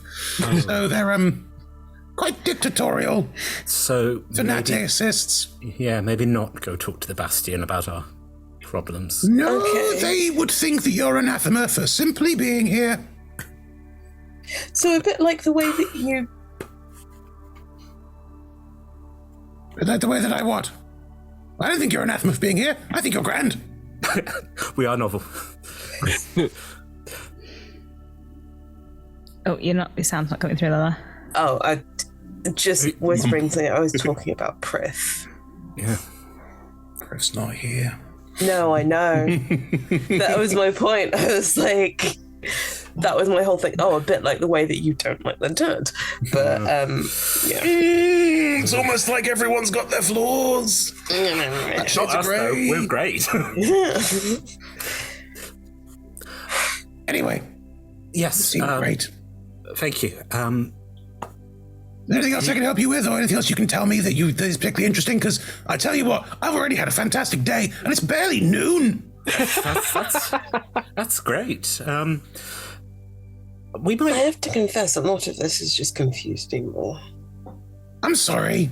No, it's again, it's a lot for us to sort of learn the political. So I had someone in last week who I spoke to about the whole Archons made us with animals who just couldn't get over it. Just giggled for hours and hours and just couldn't get over it at all. Just kept I don't know on why. laughing. It seems perfectly natural to me. I know! Yeah. Well, I'm going on about sheep for some reason. Actually, yes. We're going to have this conversation again when you two relay this to the rest of us. When we come back from the break. Like, but what about the sheep? I'm like, I don't know about the sheep. Ask Caps. Those lovely god sheep. Oh, so god sheep. Wow. That's where the clouds come Do from. they glow? Probably. Amazing. We'll have a little. We'll keep having a little think. Maybe we could come back and see you again sometime. Yeah. Tell you what. I'm going to, oh, hang on a minute. And they will leap off their chair, and the pool, they just jump into it. No, they're gone. It's not deep. Like it's like a sort of slightly wider bathtub, like a 10-foot bathtub. Okay. They just go in the water and go. Very small. Are they in their thinking pond, or perhaps we'll go? Just let it helps them. Helps them remember. Fair enough. No, it's gone. Fuck it. Tell you what, I will keep thinking. And I'll get a name or a place or something. Thank you. Yes, and we'll come back and visit. And again, maybe we can answer if you've got any questions for us that we can try and answer. We'll lift their head out of the water. You have ice cream on your world? Yes. Wizards freeze and they mix it in. Actually, there's a theatre that makes it. It's mostly out of meat, but do you have ice? Well, you obviously have ice cream if you're asking about meat ice cream. Yeah, what a fucked up world is this? Lean in. The place is also full of naked statues. It's a time. Wait. So they eat meat, but it's all them because they used to be out. I don't understand. I kind of like put my hand on Ethelus and like, shh, not like shush, like deprive, but like shh. So it's okay. There's a lot of things. How are you to the people of this place? Silent green. Slightly trying to lean it out, and that was the line. That was the line. Yes. Are you offering us ice cream for next time, or no? I was just curious. Oh, well, there you go. Bit of trivia there for you. We'll see you soon. I'll come up with a name. Come on, Buzz, let's go. Oh, sorry. Well, on our way. Well, okay. And as the three of you, perhaps will sort of nod and politely. Perhaps will do. You will know. Perhaps does like a sort of like quite respectful like nod, and the high priest will sort of like look across. There's a genuine like you get a genuine connection. There's a genuine closeness. If you didn't know, you'd guess almost familial, but. Is Habs a turtle? Did I just nope, not a frog. turtle like frog? Oh. It's very humanoid, but quite froggy. I mean, he nearly did say father earlier. He said father, and also they have the same kind of vocal patterns, which Chris wouldn't do unless it was intentional. Apart from that, they'll forget next time. So it's hello. Right. Okay. Yeah. Okay. Anyway. As the three of you depart to rejoin your friends outside and spend some more time with our new character who had, 5 minutes now? Sorry. So glad you're here, Nat. We've had very, very important lore establishing to do. I'm going to be honest here. I thought that would take about half the time it did, but you all got very hung up on some stuff and needed... Okay. Clarification. Anyway, join us in 5:10, everyone, where we will rejoin... most of the party together. Wait to see what happens now. Yeah, this is going to be. Pick up your gear and open your chests. Throw on your armor and head out on a quest. Hey, it's a brand new day. On the South Coast, your allies will help with blades and bows and magic as well. Hey, heroes on their way. Fighting together against overwhelming odds. Fighting together in favor of multiple gods. Idle champions of the forgotten realms. Idle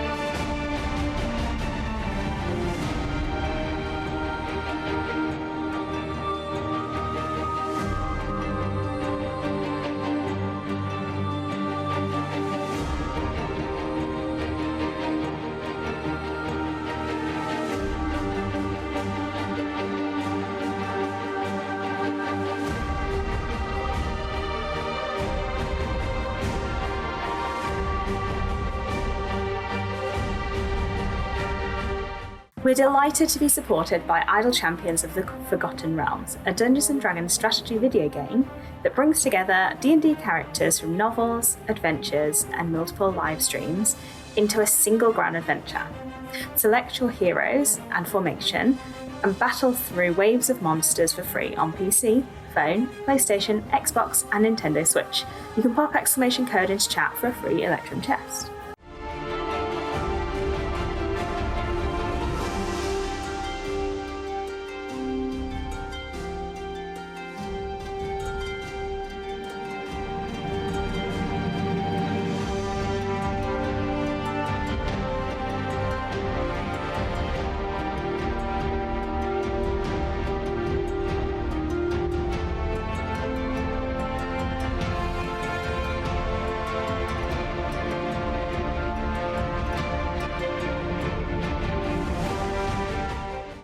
We are delighted to be sponsored by HeroForge. HeroForge offers fully customizable tabletop minis with dozens of fantasy species and thousands of parts to choose from. You can see all of the minis that we designed for this stream in the overlay, and they animate when we enter the combat, so look out for that. HeroForge are fantastic, so do check out the Pro membership where you can get premium access to features ahead of time, and beta access to things, and all sorts of cool stuff that just makes your life a lot easier. And you can check them out at heroforge.com.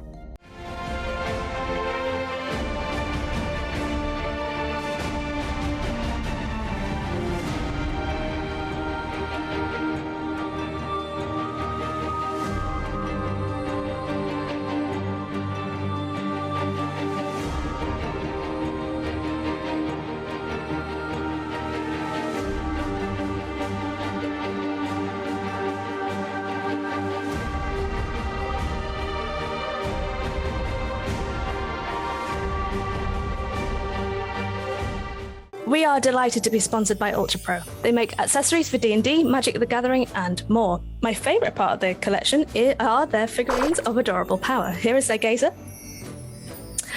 They also make other things such as deck boxes if you play Magic the Gathering.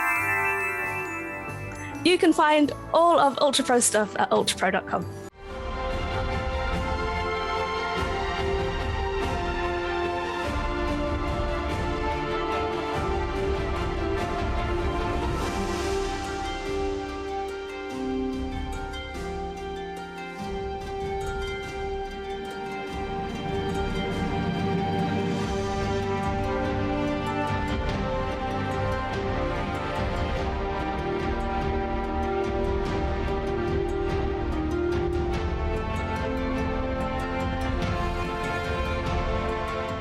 Hey friends, check out our new sponsor, Phoenix Dice, for a carefully curated menagerie of click-clack math rocks for your delectation. Check out their entire selection at phoenixdice.com, and just so you know, Phoenix Dice are all about living gloriously in the worlds of tabletop games and sustainably in this one, which means their dice are working to be recycled, their packaging is recycled, the dice are made of sustainable materials. It's all great stuff. You should definitely get involved. You can also join us today in chat with a chance to be in a raffle and win some Phoenix Dice of your own. Just put !dice into chat and you'll be in with a chance to win.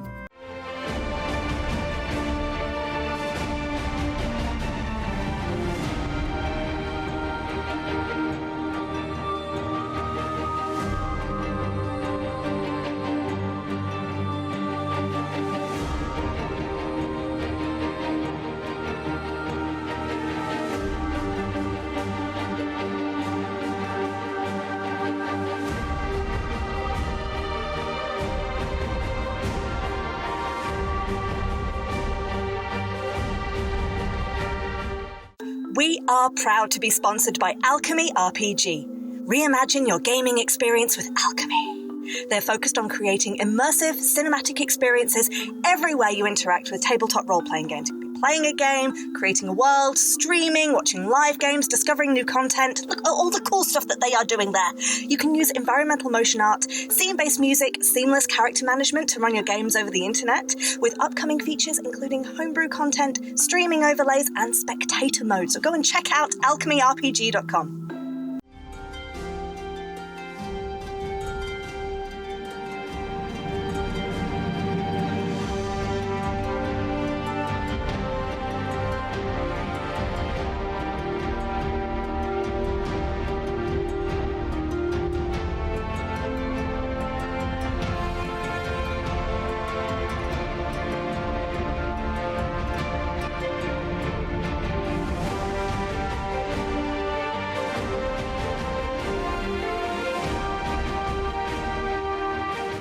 check out our wonderful supporters Elderwood Academy, who make beautiful bespoke gaming-themed gear, including hex chest dice boxes, spellbook deck boxes disguised as bespoke ancient arcane tomes, and scroll and codex dice tower and rolling tray pairings. Make your own with their online designer at elderwoodacademy.com.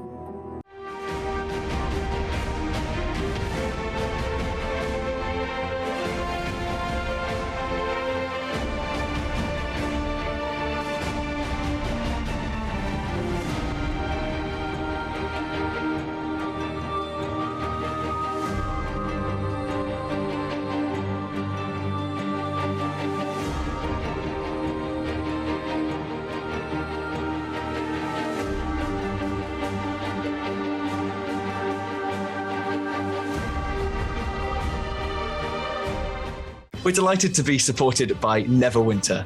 In Neverwinter, explore and defend one of the most beautiful cities from Dungeons & Dragons' Forgotten Realms campaign setting as it rises from the ashes of destruction. Epic stories, action combat, and classic role-playing await those heroes courageous enough to enter the fantastic world of Neverwinter. Neverwinter is completely free to play, so set yourself up an account today and pop !NW gift into chat for a link to a free gift.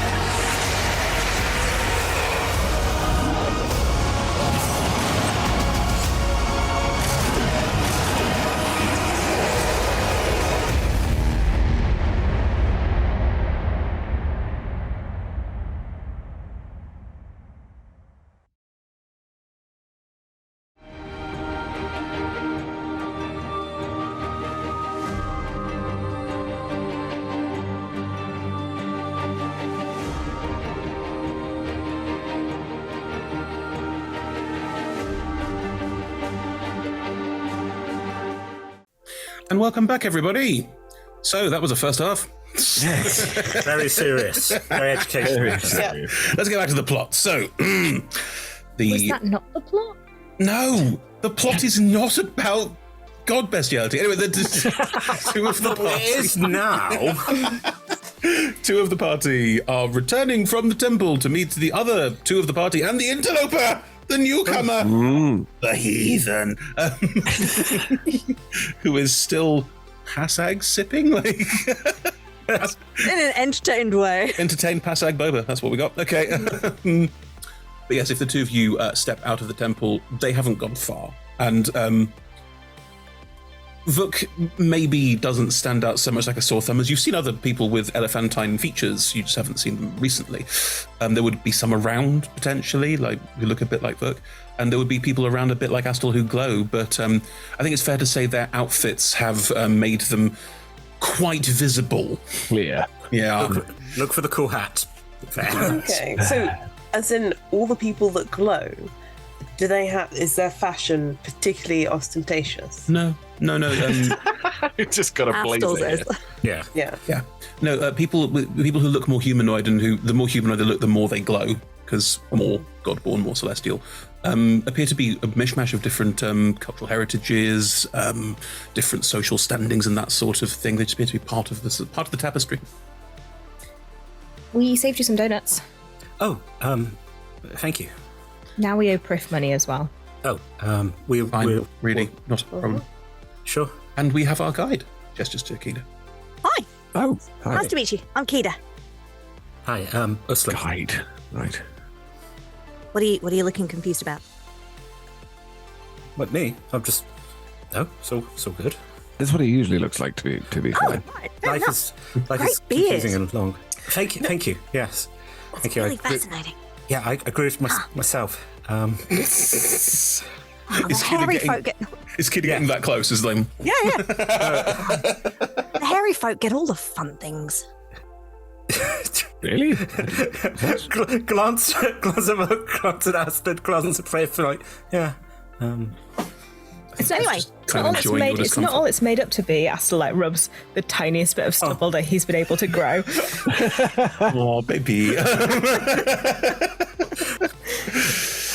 Do we need to describe ourselves, or do we all know what we look like? Well, for the benefit of everybody. I have a beard. Thanks, Tom. That's the biggest feature. Uhlen is gone. No, sorry. I was like, Atlas does a sudden double take. And you're like, what? This entire time? the entire time.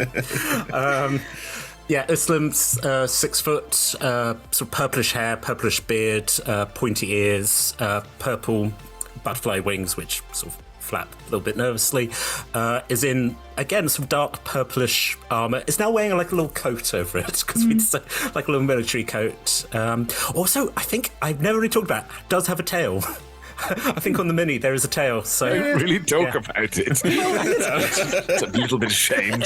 That's useful to point out. That's useful to point out as well. I didn't mention Kida also has a tail that's got spines running down it, but is about 5 foot, so it stands a good foot shorter than Uhlen. Wow. Hey, tail team. High five. Yeah. Great. Is tail team really? It is now. Okay. Arguably, I think Loxodons would also have a tail, although it's hidden under armor. Did you break your tail on the fall? Oh. I wasn't aware of it. If I did, I don't think it would have made much difference. Being already dead. But anyway, go on. Atlas, describe yourself too. Oh yeah. So Atlas is, I think like 5'11". That's what I got off. Yeah. So Atlas is reasonably tall, but not like ridiculously awesome tall or Vuk tall. Not quite that tall. They are have a really kind of coppery, woody, like looking skin, and it's very like shades brown, and they have kind of slightly pointed features, and their ears are pointed but stick out to the side, and you seem to see like these kind of woody bark-like protrusions on their head, with wonderful little green leafy ringlets. What they're wearing, not much. Canonically hot. Not a lot. It is this beautifully embroidered harness, courtesy of Cleo, who you won't be meeting. But that sounds like a threat. I will make sure you are never in the same room. Is the person that is not currently there. Yeah, they have a very beautifully embroidered harness, and then there's a sling that's also embroidered around their back, but they're not wearing a top or anything else under that. But they've got this little cowl on top, and like not tiny shorts, just they're shorts that have been cut off at the bottom. Mm-hmm. They're quite short. They're very short. They sound tiny. They sound very small. Like the thing that's mentioned in the file. The rustle. They're not booty shorts. Okay. And canonically hot. That's correct. They're leather shorts as well, aren't they, Lola? They are leather shorts. Great. There you go, Nat. Yeah, your boss not the in the same shorts. leather as the leather harness that was bought. Because these were the OG shorts. Different animals. Wait, the leather harness and the leather shorts, are they the same thickness and sturdiness of leather? This is important. No, because the harness has studs on it. Or a really soft harness. I think the shorts are probably a bit softer, yeah? The shorts are softer. The harness easy to live in. not as soft because it's got studs on it. It's studded leather. Okay. We're having a day, folks. We're having a day. I'm waiting for someone to come after Etalus with a sword. You'd be like, I catch it on my one strap. Cha-ching! Shoulder. No, it's not one strap. There are many. There are many straps. Okay. That makes a difference. Keita will spend a moment kind of getting up in Uhlen's beard a little bit, and we'll probably do the same to Etalus, and then take a second and go, oh, I'm sorry, I'm not supposed to do that, am I? Oh, that's fine. Please don't do it to me. Okay. I won't. Thank you. Sorry, I watched you from afar to start with, so I've already Understood. got to look at you.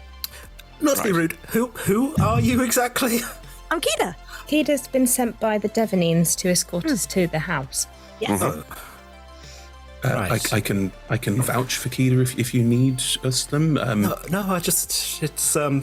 Perfectly pleasant. Yes. Yeah. Okay. Very nice. I've not killed anyone yet. Good for you.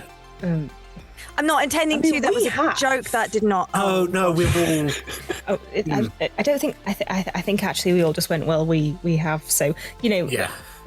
But we don't. We don't need you to. If you don't. Yes. Please don't kill any of us. Are we going to need? That would be That better. was not my intention. Oh, Great. this is a joke that's really got.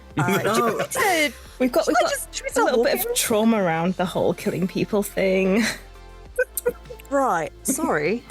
No, it's we should probably check if Cleo is Yes. coming. Right. Yes. Cleo, the one. Yes. Just a stare at us.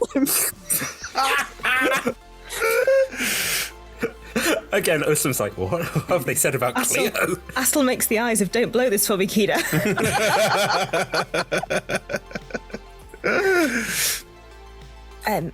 Yeah, where is Cleo?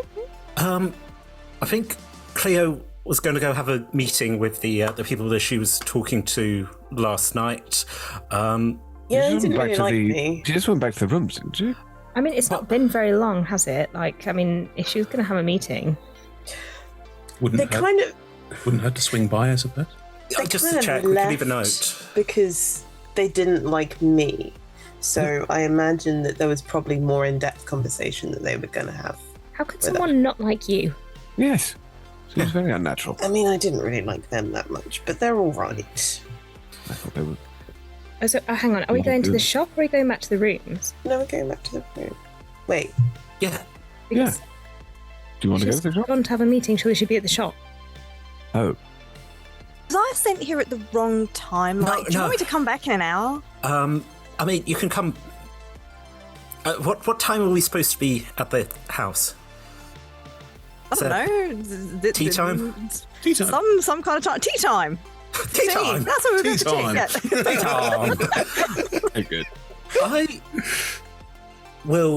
I would like to at least leave a note to Cleo, because looking at all the others, like, we know Cleo will think that she's not invited because she's not important, and that people like her don't get to go. If we don't tell her, she'll just sit in her room and be sad, and we don't want that. No, you should definitely tell your friend that she's important. She is invited. Look, I try and tell her that every opportunity I have, but yes, I mean. Right, let's just go leave her a note and see what. We'll definitely let her know. That would be good. Yeah. You can head back to the resort, the Moss Resort. Oh, Keita, when we get there, if they call us by different names, just go with it. We're not entirely sure why, but it's a thing now. Yes, we would different names. Incognito. I get Yes. it. I get it. Do I need a different name? Yes. I don't think we even needed different names. It was Would you want a different name? It was very confusing last time. That was all. Yes. All I said was you don't have to give your real name if you don't want to. Yeah, but you said it like a spy, and we all felt like we couldn't. Well. Just looking for you get that vibe from Prithang. I mean, yeah, Keita, if you want to have a new name, that's fine. It's fun to make. Yes, I like Barnabas. And I'm Bruce. G'day. Nice. Bruce. All right, Bruce. Go on, call yourself Sheila. Let's offend every Aussie. Yeah, go on. heading back to the apartments, what you will note, because Kida will take you, Kida knows her way around the city very well. Where you would have doubled back occasionally because of the different levels of the markets and not been 100% sure which way you were going until you went. And even when Priff was going, it's this way and would walk you there. Kida seems to be taking you like round the back of a shop where there's a staircase that goes up this bit here. And it's just a little bit, you get the sense that Kida's probably not only a local, but also this is Kida's job, potentially. Like there's a lot of like moving very quickly through these spaces that you would all note. Apart from Astel, whose passive perception is hilarious. My investigation is great. Well, then that's not really relevant. So, your insight's well, isn't it? Isn't your insight's relatively okay? No. Nope. Shit as well. Just not aware. We seem to be getting there faster. Cool. It's basically I didn't stat wisdom because I assumed everyone else would, and guess what? They all did. It's happened. It's fine. It's grand. Apart from the new one. Good. Right. Charismatic, I imagine. As you all get back to the resorts, you can go back into your rooms. Cleo's not there, obviously. I'm going to try and mend a bit more of the bed. It's like your downtime activity. It's a meditation. Ustam, there is a note in your and Astel and Etelis's room with Ustam written on it on the pillow on the bed. Is Cleo's handwriting like super fancy? Like, is it like beautiful calligraphy? Drift. Rebecca and I have not discussed this, but I will make an executive decision. Yes. I think she would have had like tutors making sure she had hand. Yeah, definitely. Tom, if you check your, you can read the note out if you choose.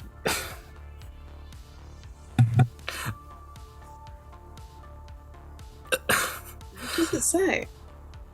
Uslam. So I really enjoyed spending time with you last night. Look at the others, look down. I was sort of going to ask if you wanted to do it again. Look at the others, look down. Not that you have to. You obviously don't have to, and I didn't really think you'd want to, but I thought I'd ask. Anyway, I've gone to go for a bit. Erin, the ugly one, got in touch and said there was a trip to the surface happening today, sort of right now, this second, so I had to drop everything and go if I wanted to. I'll hopefully not be too long. Obviously, don't wait for me. You all go off and do what you want, but maybe leave me a message and I'll try and catch up with you when I'm back, if that's okay.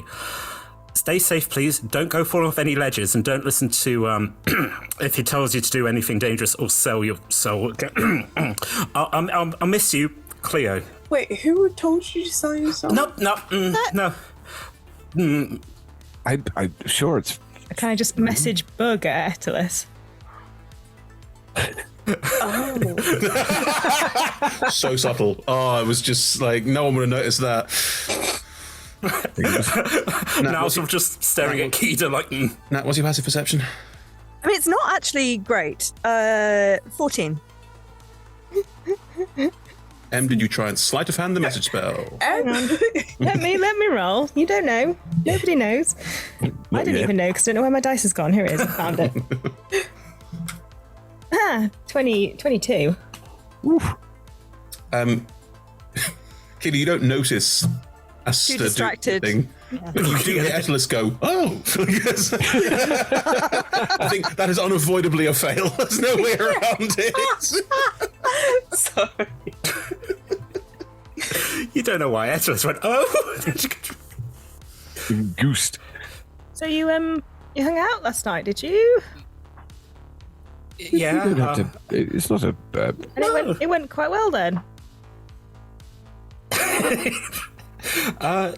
Yeah. No, we went on the... Again, not looking at Keita here. It's like... Tell me about it. I love gossip. Genuinely do. Yeah. No, we went and we sat on a rooftop for a bit and talked and... Good. Aww. What does that mean? No, it was nice, and I thought we might have more time to talk, but good. Obviously, they have gone on a quest. Well, did you say anything? She said like... she's only going to be a little while, and yeah. No, I didn't say anything weird. She did. she did say leave a note and she'll try and catch up. So I don't think she's like blowing you off. No, she's certainly not blowing me off. No, that's. Yes, I'm gonna write her. It just means like getting rid of someone. Oh, that kind of right. Like with a gun. Wow. No, we're not. We don't use guns. I'm just gonna.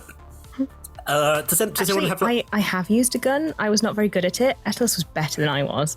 I don't think I like it as much as my bow. Very loud. Not what used to be. Bad for sneaking. Well, Cleo's obviously taken her key to her room, which might have been useful. We could have had an extra bed, but look, I believe you can fix the bed. Okay. No, I'll leave her. I'll write her a note. Well, you could just push it under her door. That's what I'm thinking. If I we don't have pencils or anything. I've got Your writing own stuff, blood. That'll be Uslan. romantic. I have an entire notebook full of spells and writing stuff. Okay. Can I borrow some writing stuff? Can I borrow some paper, or I could just write on the back of this very scented, beautiful. You don't want to keep that as like a memento. Yes, I do. But can I please borrow some paper? Yeah, I'll fish out some paper and some. It's very scrunched. This is not someone who takes good care of their stationery. And a slightly like bent quill. Worst wizard ever. No, actually, probably canonically like a pretty good wizard in this. Yeah. In this world, I'm fantastic. Yes, but can you fly? No. No. Important question for Not wizards in yet. this world. All right, Tom, what does your note say? Dear Claire, it's me, Uhlen. Oh my god. Thank you very much for your correspondence. Oh my god. We... Look, I even stumble in writing. We're not going to leave you behind. I hope your quest has gone well. We're not intending to leave until we see you again. Currently, we're going to go have that tea party. Hope the gift I gave you keeps you safe. I suppose if it hasn't, you wouldn't be reading this. That is a joke. We care all very much about you. We care all very much about you. Yeah. Wow. You cross it out? Yeah. We care about you. Vision of both Astel and like maybe all of us are crowding around you. Except I'm looking and I keep looking at Astel and you're reading it out loud. You wrote that wrong. It says we care all about you. You should say we all care about you. Fine. You could put little arrows to show that the words should go the other way around. We all care about you, especially when it comes to looking over my shoulder when I'm writing this. Say hi from me too. Kida, who is escorting us, says hi. I'll talk to you soon. Listen. Pause. Kiss. Fold it up. All right, let's go put this under the door. Good. Excellent. Well done. I think someone else should write it next time. You got awkward. Oh no, but you're that's welcome. great. Him to be, is there? I thought it was charming. Are we Thanks, Priv. Are we going to just write update notes every day? Like today we're going to the market? We can do that. If things dramatically change, if we're going to leave, then yes, we should probably leave her a note. But this, I mean, I don't know how long she's going to be gone. Again, looking at Kida, like a just day. like she's gone. She's gone on a long journey. She's fine. Okay. I'm just gonna check that. Does she say she's gone? Yes. No. I said she went to the surface. So. Oh. Yeah. Oh. Okay. Apparently. Okay. Okay. Are you fine? Yes. Okay, sure. You know, if you're feeling sad about it, then we're here to talk to you about it if you want to. If you stand still long enough, Atlas will give you a hug. What? We'll do hugs. You do hugs too? I do hugs. Can I have a hug? Yes! Oh my gosh! Everybody's going to be involved. Osam goes and like stands dramatically in the window while this is happening in the foreground.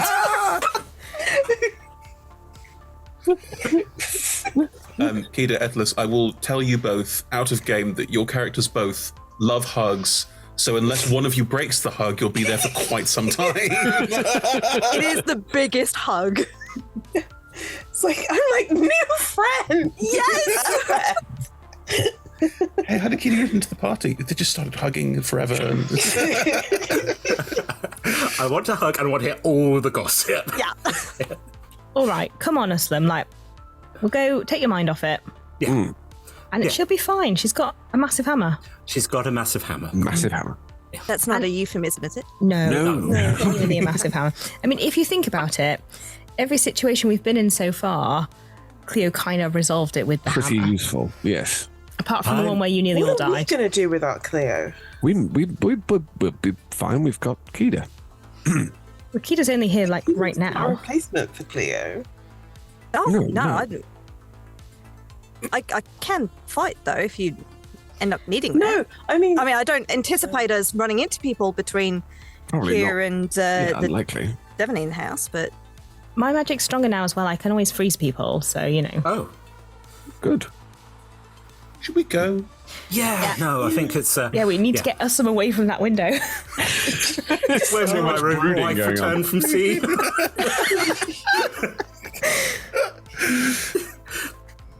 Well, hey, those wings are cool. You can fly, though, right?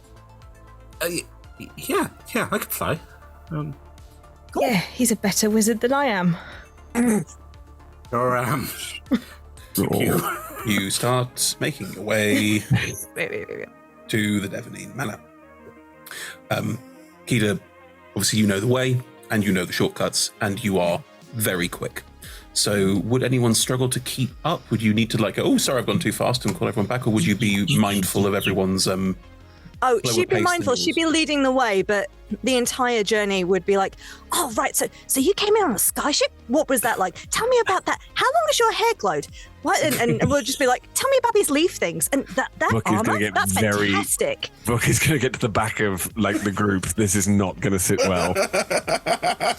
Guys, don't need more questions. Fine. Does anyone really like rise to the? Oh, Kida wants to talk. I'll talk to Kida. Oh yeah. Yeah. Cool. There's others willing to do it, and everything's I'll all good. fall back to be with Vok. Well, we found it when we killed the dude, and then I sort of put it on my head. I can't really remember why. And then now it's attached to my head and it doesn't come off anymore. It's not but you are. Kida, you would probably have seen something like the braid before. Ah. They are magical. They allow wizards to store more magical energy and spells and shit. So much do you understand it? Yeah. So there was a hair braid of spell storing. Yeah, it's like fiber optic. The sexiest title I think there is for any. A braid of spell storing. You heard it here first. I think the glowing is all me though. Like it wasn't glowing when it was on. I really want to call him Cephalus, which is not his name. Servit. Thank you. Cephalus is a head.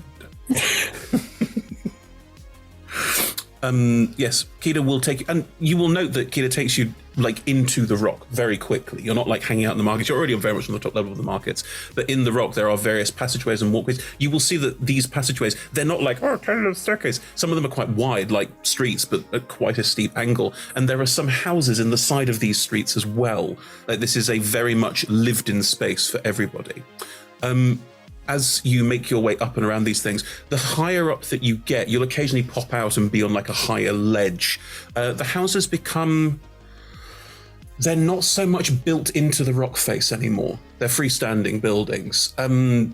Quite a few of them have the look of... look you'd be familiar with, like a sort of the kind of houses you would have seen in villages back home. Starting to get, in some cases, more sort of Waterdavian, more Neverwinter, that sort of slightly taller building made of stone that's then been kitted out to be lived in, more of a manor-style building as you get higher and higher. There's also more and more and more green spaces, like parks and gardens and that sort of thing. Can we thatch? Yeah, definitely. Sweet. Eventually, you will get to a level where there's no, you can't go any further up. And you realize you're on top of the ring. You can still see Uhlen the jellyfish in the middle of this space, sort of like glowing. Like it sort of peeks over the top of the dome of the torus in the middle. But what you also see is that the top of this entire space, now you can see it from this view because you can see across the whole thing, is all parkland, greenery, shrubs, trees. Some even like full, not forest, but like copses. It looks a little artificial. Like, a good example, Hyde Park. Like, all the trees, they're very ordered. Like, yeah. There's some bits where they've clearly gone, this is unordered order. It looks a little, it's posh people parks. Capability Brown. Exactly. There are follies as well. There are these sort of like weird little towers and little things. You see a couple of towers that are quite tall, one of which has definitely had its top blown off. Maybe it wasn't. There's quite a lot of old houses as well. And you note while looking at them that quite a lot of them look shuttered, abandoned. There's a lot of like odd spooky villas around this sort of area. Some of them appear to be like clubhouses of some description because people are like the doors are open, you walk in and out of the gardens, while some of them are shuttered and walled off and like there's a very definite like vibe around a lot of these. Kida will guide you pretty sharpish towards one of the it is one of the larger houses. It's very gothic. Very, very gothic, like very sweeping roofs and high steeples, what they called on the top of the high gables. Thank you. High gables. Looks like it's probably about 5-6 floors tall, and there's a quite like beautiful garden walled off, like fenced off, no access. And as Kida guides you around the front, you can see that there are people guarding a gate to go in, and they don't look so much fierce as like just officious, like our turf kind of vibe, very much so. But Kida just waves and they wave and gates open. No biggie at all. Priff will get a nod and Priff will nod back. So how long have you lived here? Like, is Uhlen your home? Oh, yeah, on the island. Yeah, I've lived here all my life. I don't live here. But yeah. As you are guided in, there are like swans and peacocks kind of thing. Like there are some like kept animals. Horrible noise. Noisy kept animals. There's a rose garden and it is properly cordoned, and they're like, you can see labels on some of them how like they're being treated and kept. Like this is a very posh person's house. There are gardeners, there are people tending to the area around, cleaners, you name it. This is like, you may not have been expecting quite this much decadence. Wow, I have never seen a peacock in person before. To be fair, this peacock also has like a weird rat-like face. Like, there's still weird animals here. Cocks don't normally look like that, Asta. Just it's a horrible screech. Is the tail different? Because the tail's beautiful. The tail is probably the best part of a peacock, but you'd hope. Yeah. Just the face that's different on these peacocks. Little rat face paws. is a rat, because that's where my brain went. Again, if you look at them from behind, that's just mad. Right. It turns around. I mean, they're pretty awful creatures, but I don't know why keeps them around. Why? What are peacocks like in where you're from? More beautiful. Birds, like very, very. Sounds like everything's more beautiful where you're from. Look at all We'd of always you. think When that. does the rat stop? I'm sorry, I did this to myself. I'm really sorry. This is my fault. I'm still not over the fact that the animals keep animals as pets. But then we are animals and we keep animals as pets. So. I'm pretty sure we just all got hit on there. So You can talk to animals and you eat them. Think about that. I know. I've still not got over that. Oh, I don't know. Rats are quite cute, don't you think? They are constantly pissing, and that's canonical in the Roll Together universe, no matter what anyone else says. No, that's canonical in the real world canonical in world. Yes. You think the peacock is pissing, like right now? Shall we have a look? No. No. Leave the peacock Oh, alone. look, the front. You walk up to the front door. Jesus Christ, people. But just like, welcome to my lovely house. Stop looking at my weird rat bugs. Stop interfering. Anyway. Stop interfering with my birds. I like the idea that it's sort of similar to a peacock. Like a peacock's like a, but it's just the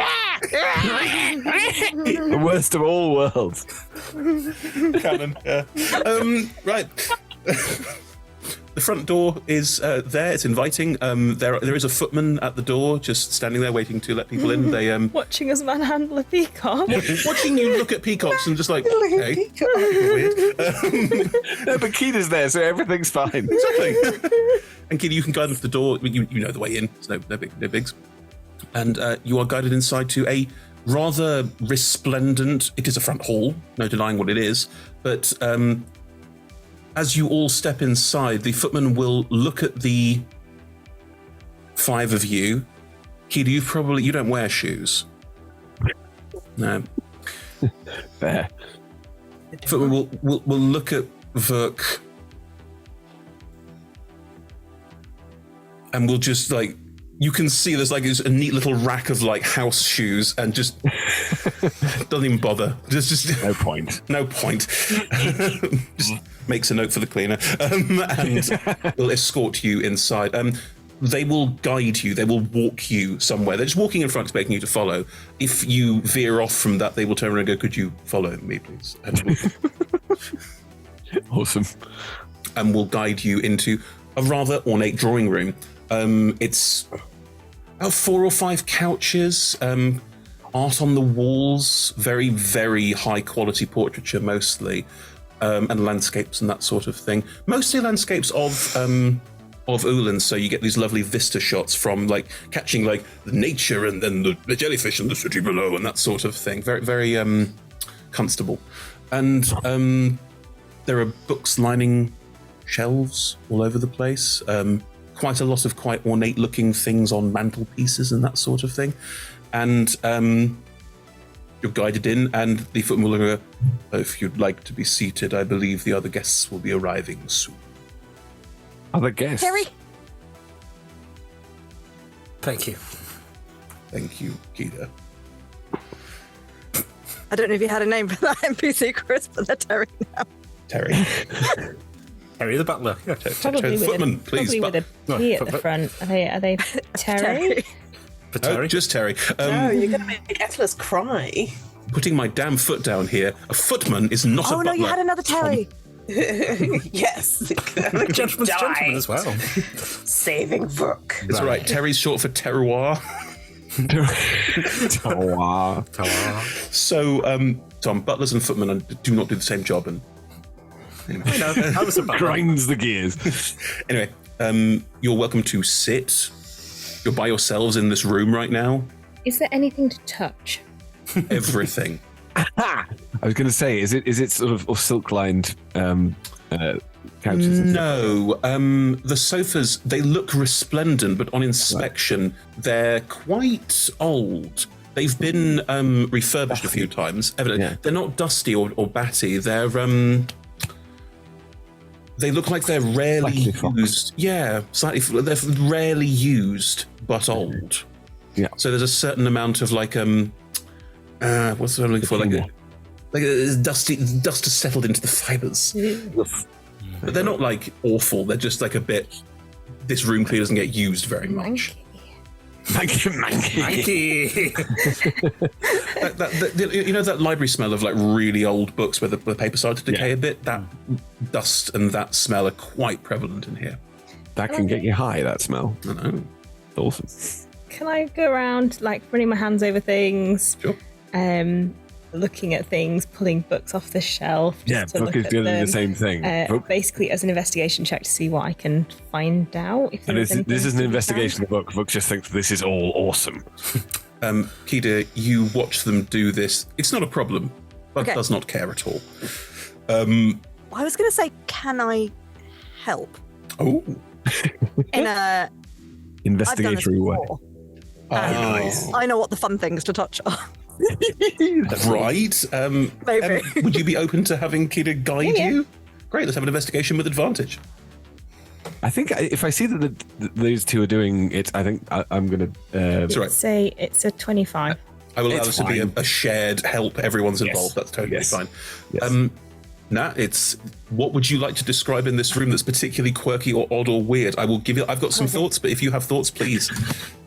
Oh no! See, the painting's fun, and you can the frame around it. That's quite interesting and intricate. But actually, okay, you can ignore the books. They look interesting, but they're really not. I promise. I mean, I had a little flick. I mean, it's not my bag. It might be your bag, but it's not my bag. I'm happy to leave the books alone. Okay, great. But it's a book written there called "Silver Keys and How to Unlock Them." Ignored.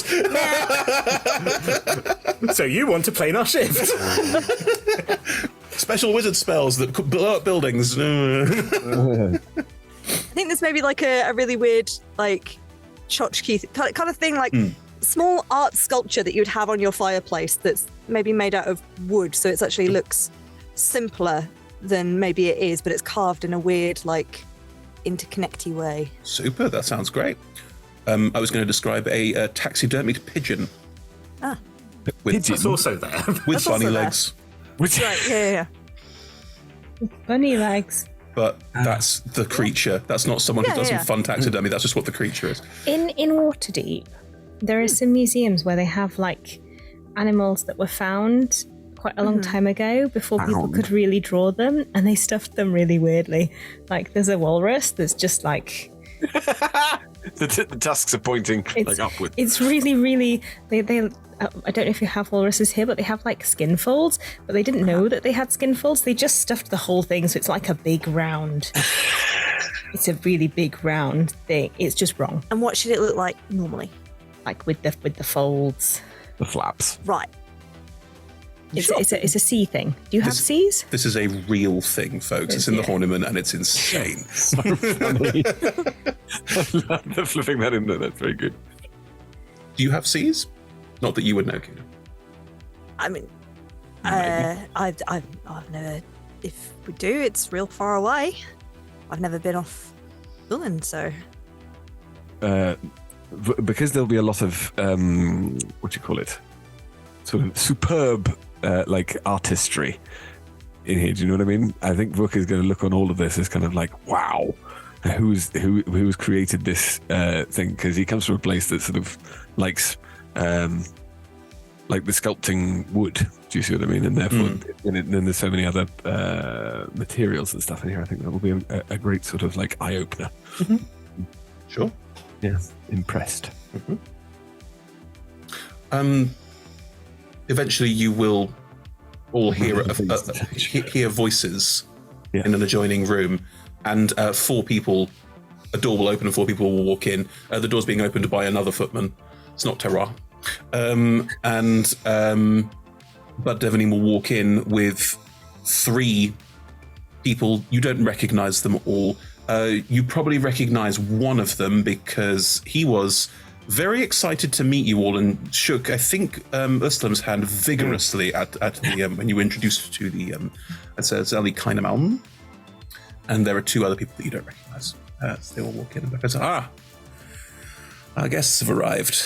Splendid. Well, we're all here now, so tea time it is. What's your poison, my friends? What would you like?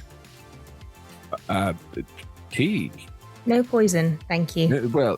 Sorry, turn of phrase. Tea does sound good. Splendid. Coffee, if you have it. What tea, sorry? Coffee? Oh, we do, of course, absolutely. And Kida, your regular, I suppose. Yes, please. Lovely.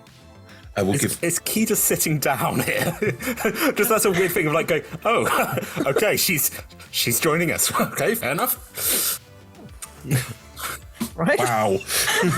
I don't know. It could be that she was just through a score, but then it was like, oh, because we've got a lot of secrets we want to talk about, and then it was like, okay, we're letting Kida in on our secrets. Cool. Fair enough. Oh, Bud, I honestly, I'm sorry, team. I forgot other people were going to be here as well. You two. Bud, I got you a sausage bun from Need to Relax. I don't know if you still want it. It's a little cold now. Sorry, we took a detour. Go over and we'll take it off you. Like, there's a footman by the door, and I think we'll honest, it goes. It's like I should probably take that. No, never mind. And we'll go. It's very thoughtful. Thank you, Kida. And puts it in a pocket. Just like, yep. Sausage pocket. Puts it in a pocket. There we go. It's all good. They're fine. And we'll give Kida a sort of, like it's a touch probably on the face. It's quite a, it's like a sort of delicate stroke, like almost parental.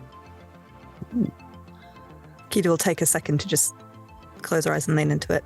It's like a super quick moment, but significant. Well, if you'll all be seated, I'm sure they'll be bringing us all of the sandwiches and cakes we can possibly eat, but that's probably by the by for all of you. Right. I should say before we get started, the introductions are probably in order. I believe you met Zelny earlier, and the oldish man will like and make old man noises. This is Adan Padanel, and one of the figures who is, they're quite tall, their hair's quite long, no obvious gender, and they have a sort of slightly arch, like long-limbed look to them. Their limbs look too long for their body, almost like they have been extended, so you're not quite sure what that is. They are just sat there looking at all of you, and this is Mern Stain, and a smaller figure who is sitting cross-legged on a chair.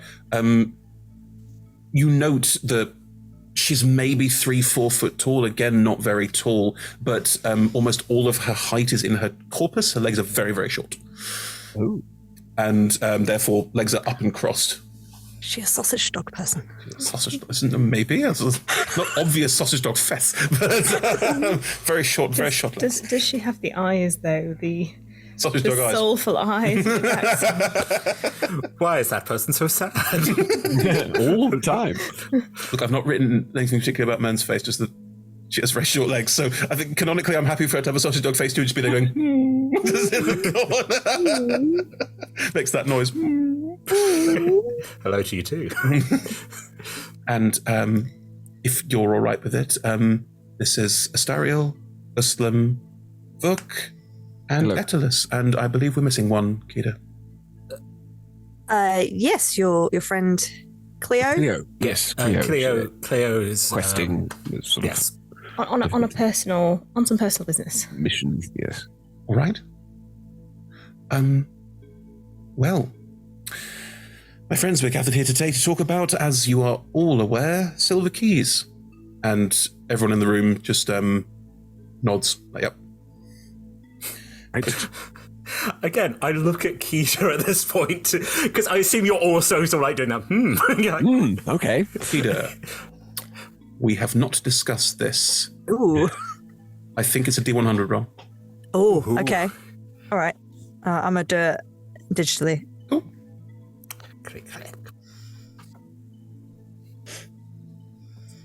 It says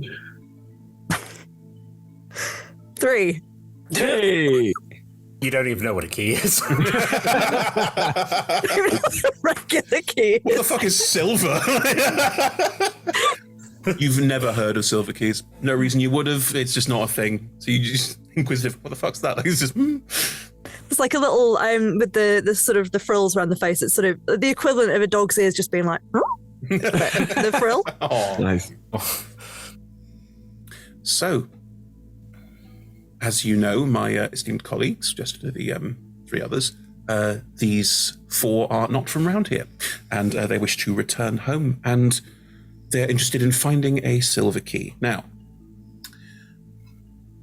I am aware that the 3 of you were involved in a little auction not too long ago where you managed to club together to obtain one of these items. Would I be correct in that?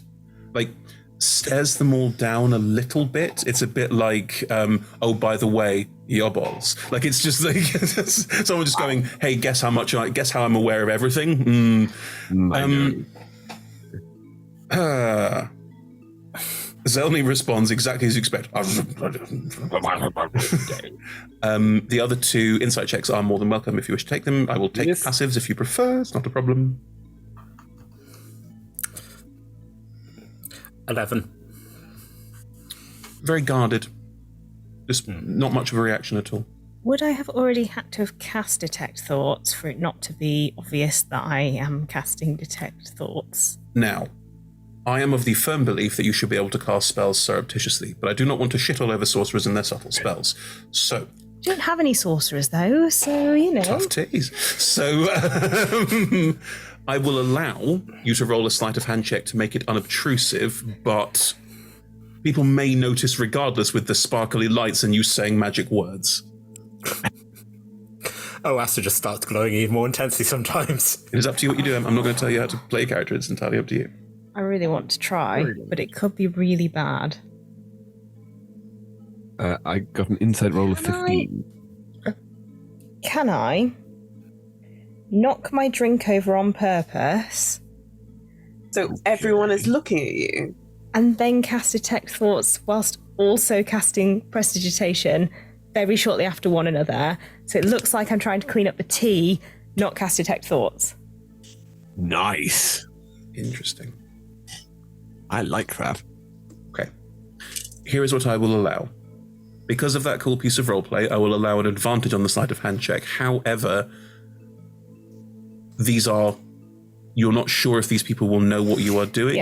Yeah. You're not sure if they will care. You're not sure if they will understand, but you might be fucking off some very powerful people. It is up to you. I already did that. What's the difference? What's the harm? What's more people who hate me?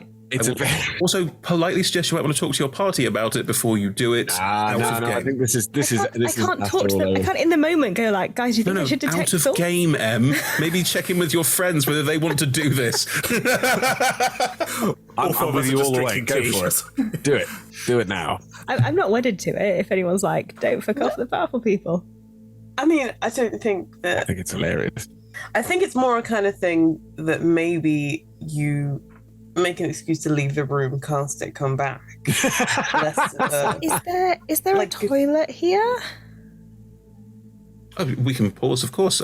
Sorry. No, it's fine. It's been a really long day and I ate a lot of donuts. That was too much information. I'm so sorry. This is lovely tea. Well. Bud will look at you, Astor, with a kind of, and will smirk like it's genuinely quite funny, and will like just snap, and a footman will appear like just out of a side door behind you, and will go. I'm happily show you where to go. Great, thank you. I'll go to the loo. Cast.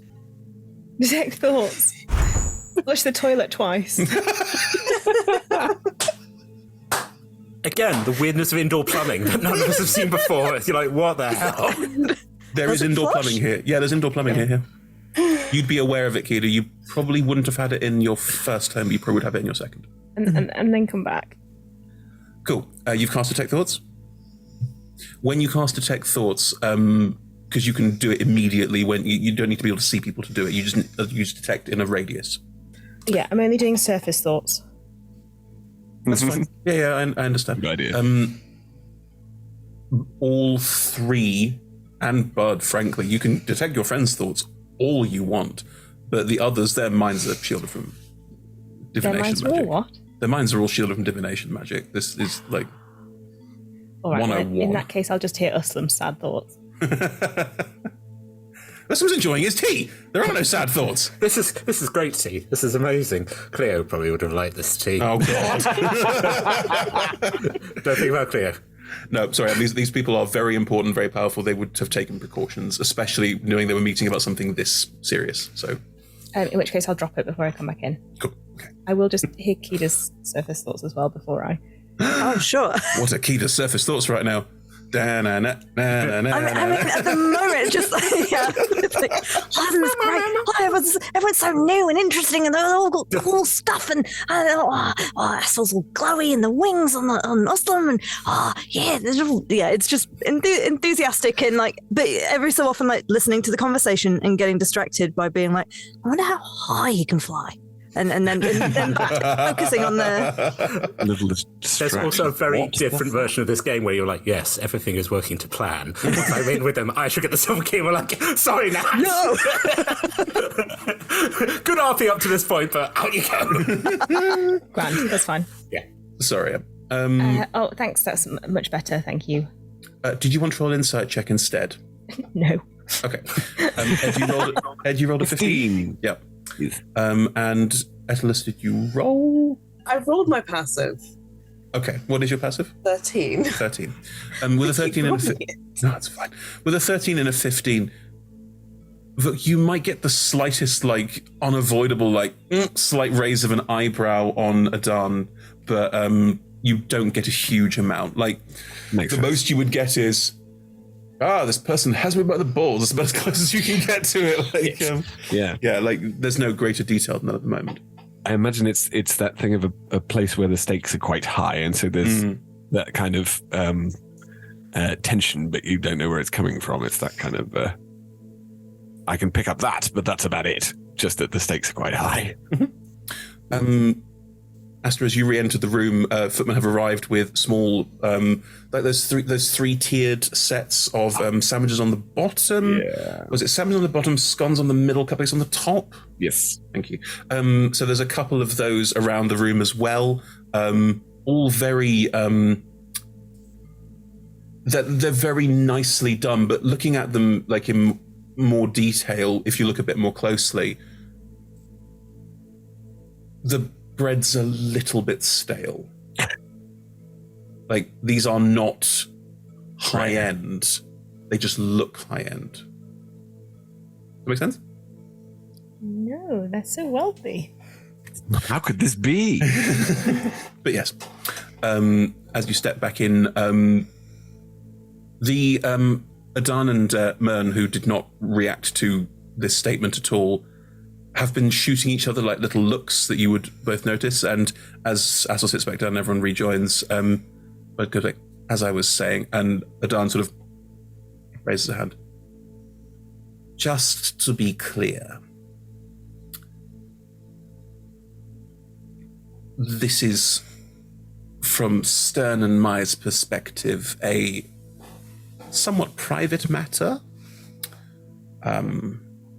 With the greatest of respect, we would love to help your new friends, but this is a gift that was hard won. Is it glowing?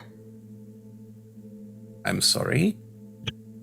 Well, hypothetically, if you have a key, which we're not saying that you do, but if you did have a key, is it glowing or is it not glowing?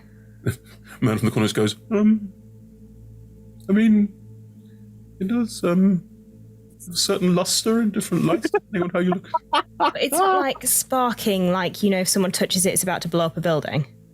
No. Is that possible? Well, so we went Sorry, I don't know that, unless you told us.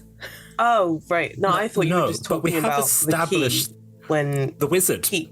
The wizard? No, the wizard said that in trying to do it, blew up a killed a lot of people. So, yeah, Aston knows. To say that whenever one member of the party has a conversation with someone that I assume you share knowledge in your walking, unless you specifically go, I did not share this piece of knowledge. I'm just going to shut up from now on. Let me talk to you about the sheep.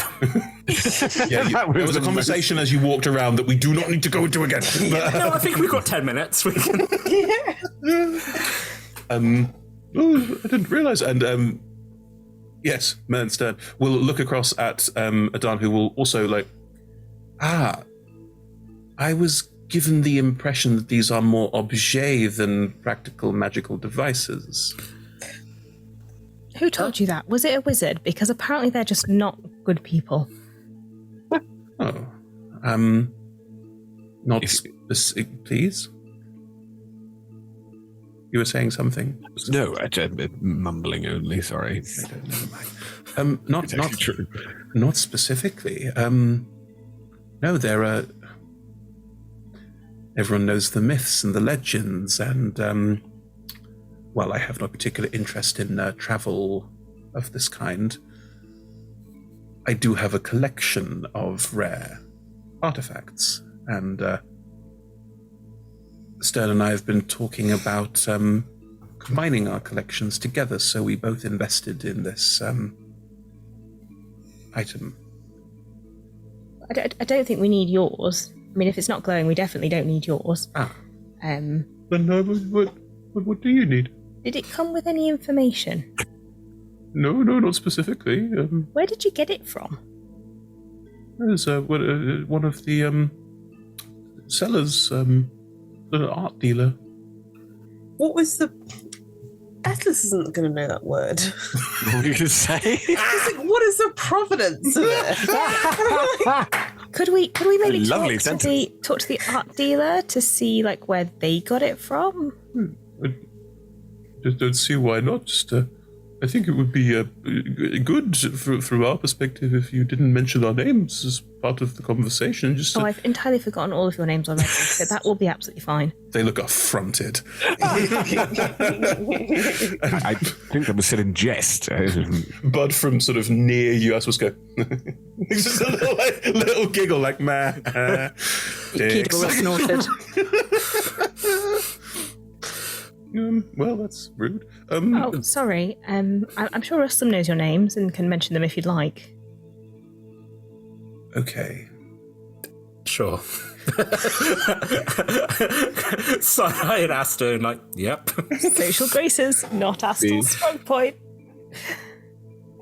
I think it would benefit both of us to help with this.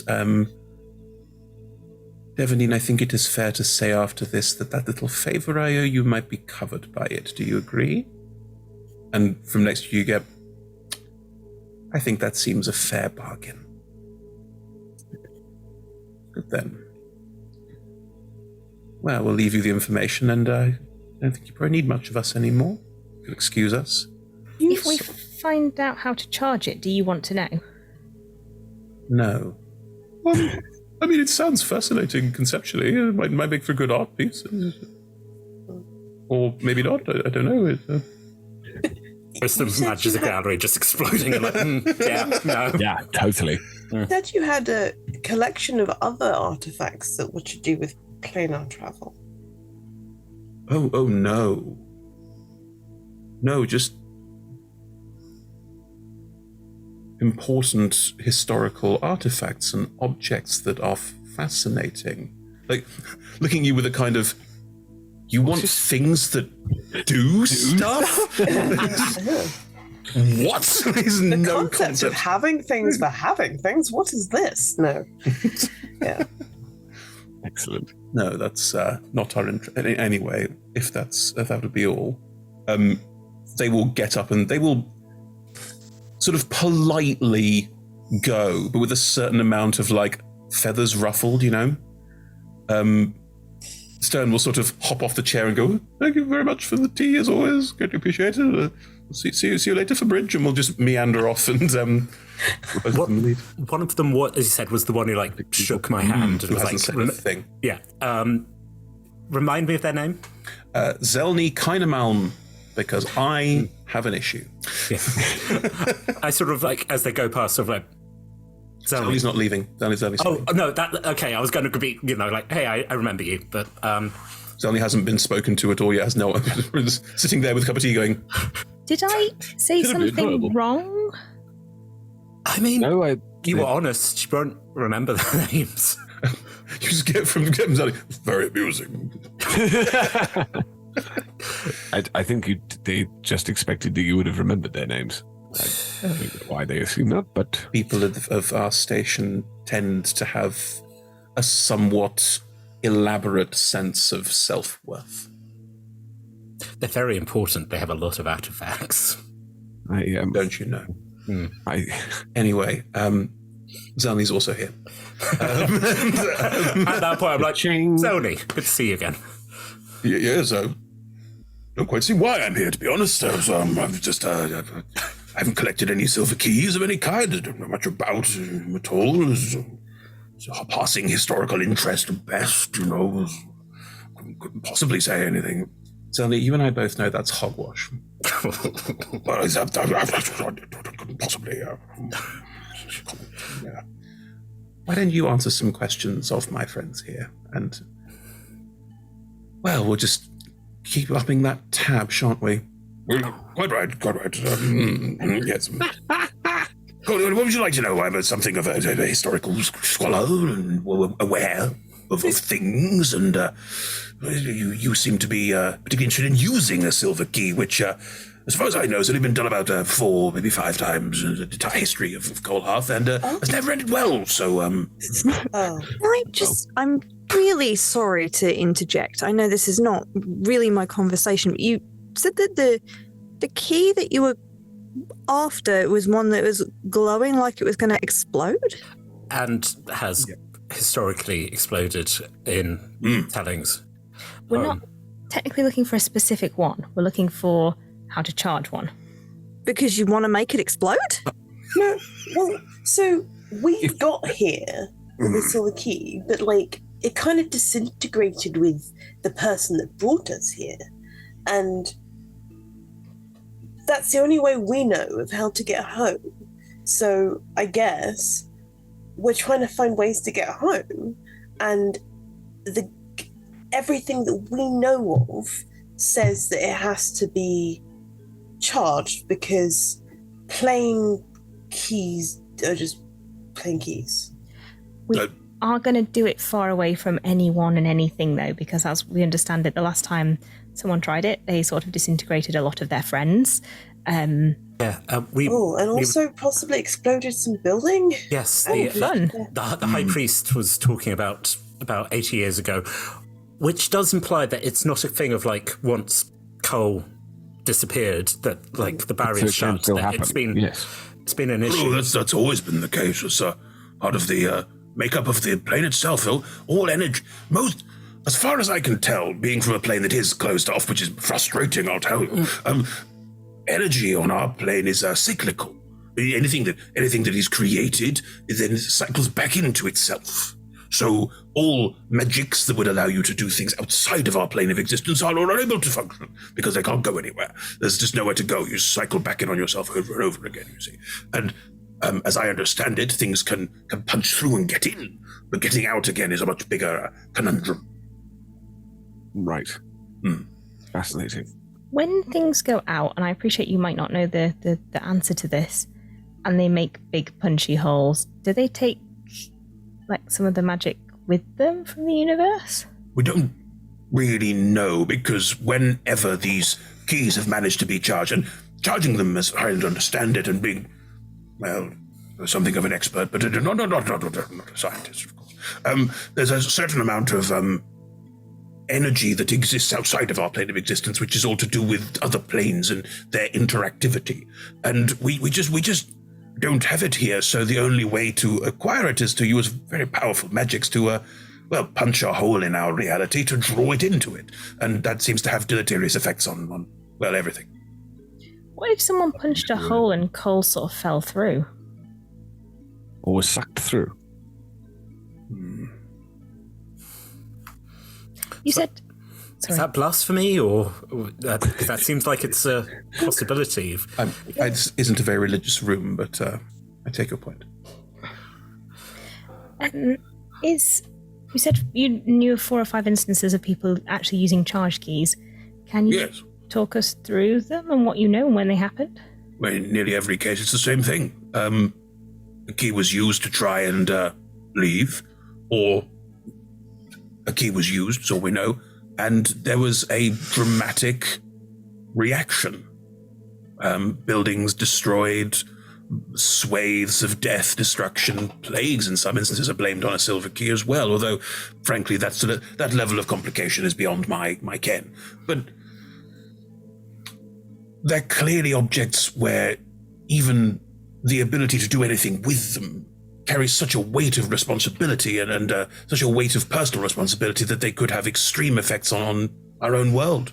It's entirely possible that if someone did manage to use one successfully, that it might be the end of our world entirely. Oh. Bad.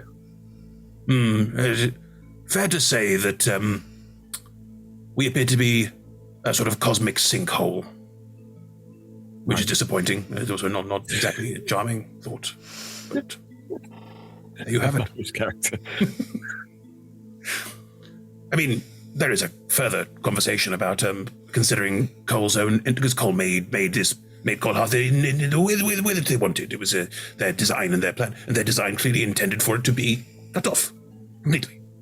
So, From in a way, our understanding, Cole made the design and then told the Archons to put it in place. That's correct, yes. So, do we think that the Archons are the ones that stopped planar travel? And do we have to then find out if we can make an Archon make it possible to get? it's quite difficult to find an Archon who is, how to say, civil.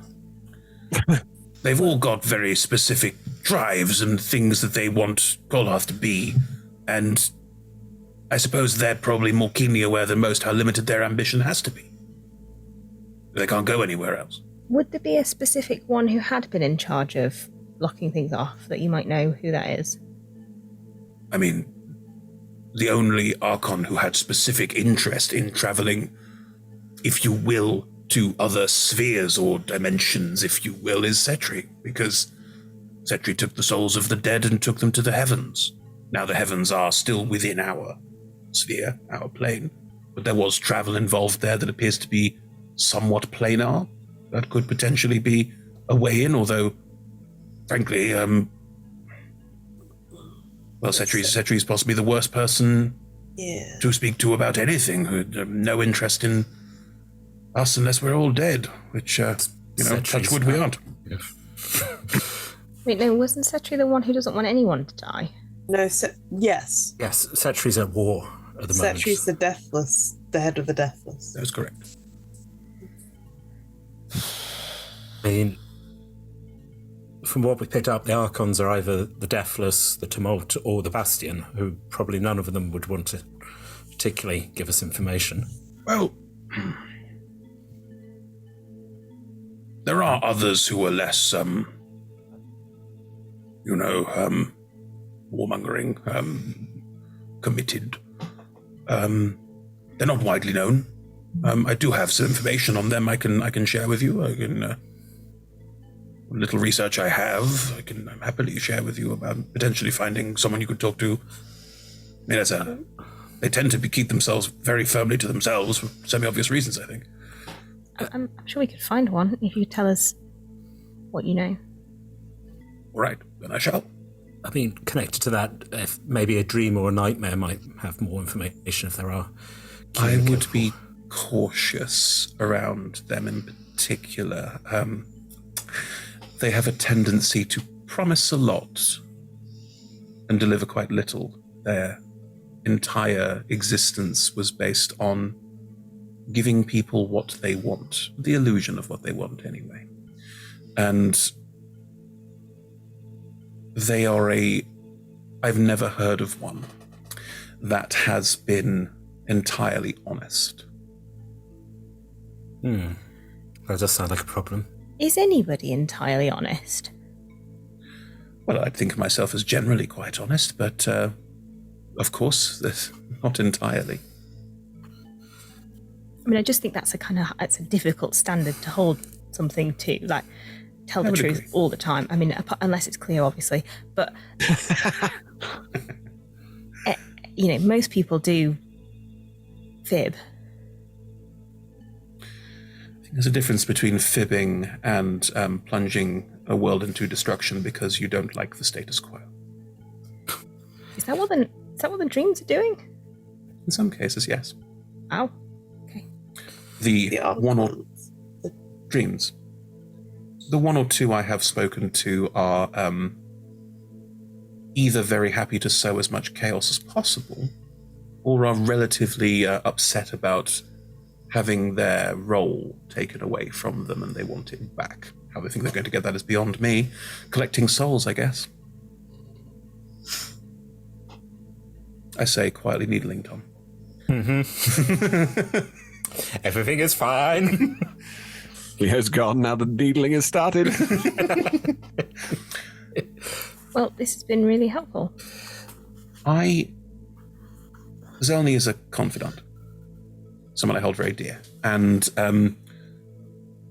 with your permission, Kida, I'd like to ask you to help these four and their friend when she returns to start to put these pieces together. I'm personally quite intrigued by this. Let me tell you why. I have little interest in changing the status quo. I've got a very powerful position here. I have things the way that I want them, generally speaking. That isn't to say that I don't want you to make your way home, but I get the sense that you probably will. And if you do, I'd quite like your misadventures to not impact me. Does that make sense? It'd be really great if you could avoid blowing up any more buildings. Yes. Yeah, that's not our plan. Definitely not. I get to learn this really cool magic soon. That's like really good for blowing up buildings. This is useful to have, but So it's possibly worth saying that throughout the previous conversation, whenever that sort of thing has come up, Keita has looked distinctly uncomfortable. Like, her scales have probably gone a little bit paler. Ooh. But we have a blushing lizard. That's not awesome. blushing. No. Blanching. We have no intention of destroying the universe. I won't blow anything up unless it's really, like, truly necessary. I understand. I also quite firmly believe that the best way to make sure things don't go wrong is to have a guiding hand amongst them. And I'd rather be aware of what you're doing and help you to achieve it far, far away from here than to have it happen on my doorstep. Is that all right with you? I'm not looking to control you or change your goal. I'm very happy for you to go home. But I don't want my city or my friends to get hurt. Is that all right? I think we understand. You don't want us knocking over all the fine china. Yeah, no. But, and again, from what we've heard of the experiments that have been performed on the Silver Keys, they have been rather destructive. But we are, and again, I'm sure you'll take this, we're not monsters. We have no intention of destroying everything just for our own benefits. No, I don't think you are. But you've proven yourselves capable. And capable people are always a concern.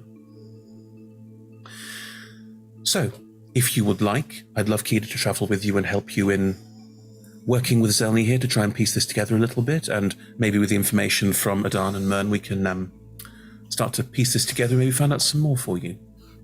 Would that be all right? Yes, that would be excellent. Yes. Do you have any jobs we could do as well? Because we're quite cash strapped. Well, we spoke about this down in the council. You're welcome. I know you already have a trading ship, and you're welcome to fly the Devaning colours and work as part of our fleet.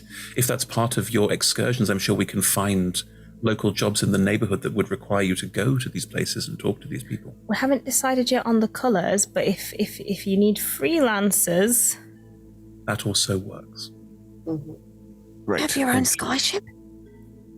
Yes. It's sort of on a shared basis. Yes, it's a big old thing. Please tell me that you understand democracy. Yes. Good. That's good. Well done, Keita. Is Keita wearing a weapon of any sort, or got a sword and a dagger? Just looking around. Okay, well, okay. You were armed. That's good. Okay. Well, if I think probably next step would be to go look through some of my research. I'd appreciate the opportunity if you wouldn't mind to escort me there. Have a chance to chat through some of these ideas and start to think about locations of these other potential archons that might be of use. Great. Sure. Lovely. Why not? Well then. Onward to glory. This doesn't sound at all dangerous. No. Just go for a lovely walk. It's fine. Put me on this walk to my office. Why do we need to escort you to your research? Wait, I'll show you what I've got. I'm very excited. Don't let anyone snipe the old man. The thing you need to remember is, Yeah, his name's written in red, so you're all very concerned. Griff, who has been here quietly in the corner, will go, well, it sounds like this is coming together. I'll go and check on the others and make sure that we're all okay with this. We can have this chat about it as a group, but I'll check in with Habs and Kadina and see. Karenna? Karenna. Kadina's a different thing. I'll check in with and Karenna and see if we can. Yes, we can regroup back at the resort after you've seen Zalni's notes and work out next steps. Marvellous. Thank you. Grand.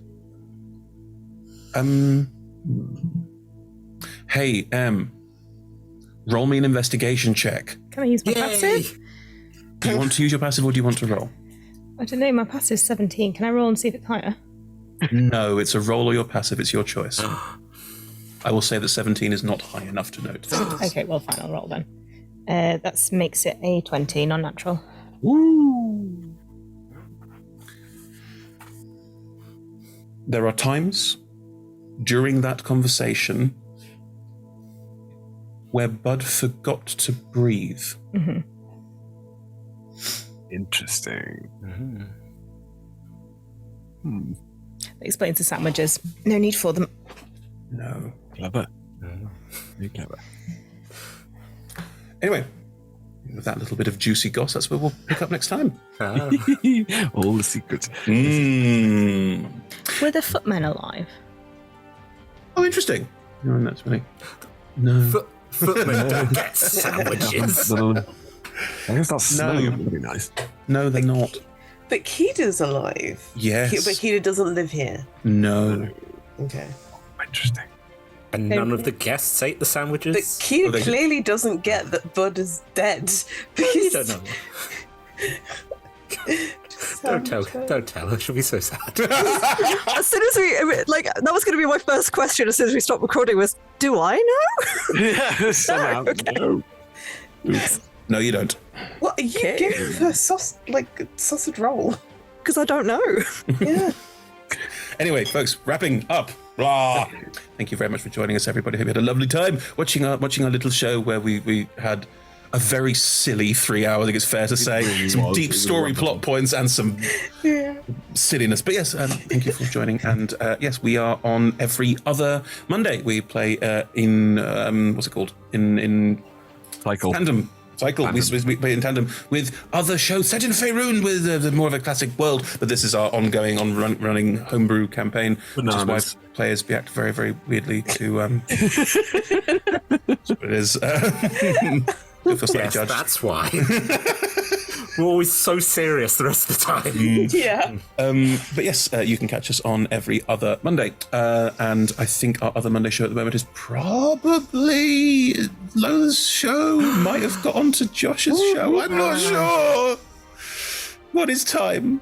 Anyway. It was very Eddie Redmayne. Okay, anyway, so I'm rambling. That's on Mondays, and on Tuesdays we show reruns of our shows we did years ago to recapture some of our youth. I look so young and it's weird. But yes, bless you. Bless you again. It's hay fever season. Yes. Oh, great dates this was recording. Anyway, yes, that's on Mondays and Tuesdays, and I think it's currently still Sea of Swords Forsaken, which is our first 12-part campaign, so go and check that out. That's on Tuesdays, and on Fridays we have Talking is a Free Action and Talk Together. They are our talk shows, one of which is just a nice little chat-rooney, and the other one is a question dungeon where our characters get in a way. So, bananas. So yes, join us for those. They are on. That's on Friday, and all of our shows start at 6 p.m. British summertime at the moment, or GMT in the other half of the year. Yes, we're also on the socials: Twitter, Facebook, ding, all of them, TikTok as well, because we're so youthful. Yes, we're on Patreon as well. If you fancy patronising us and helping us make our shows, every little helps. And Ed's doing the heart hands, which it's good. Oh, come on, you learned this. I'm so not dexterous. What is broken-hearted? What is this? There's a mouth from the labyrinth, that is. Exactly what it was. Oh, go down. Yeah. Yep. Yes, and you can join us on all of those. And yes, we're also on podcast if you fancy listening to us instead of watching us, which is A-okay. There are podcast versions on all your favourite podcasting apps. Just search for them. Anyway, that's it from us. Thank you so much, my darlings. See you all soon. Bye-bye. Bye.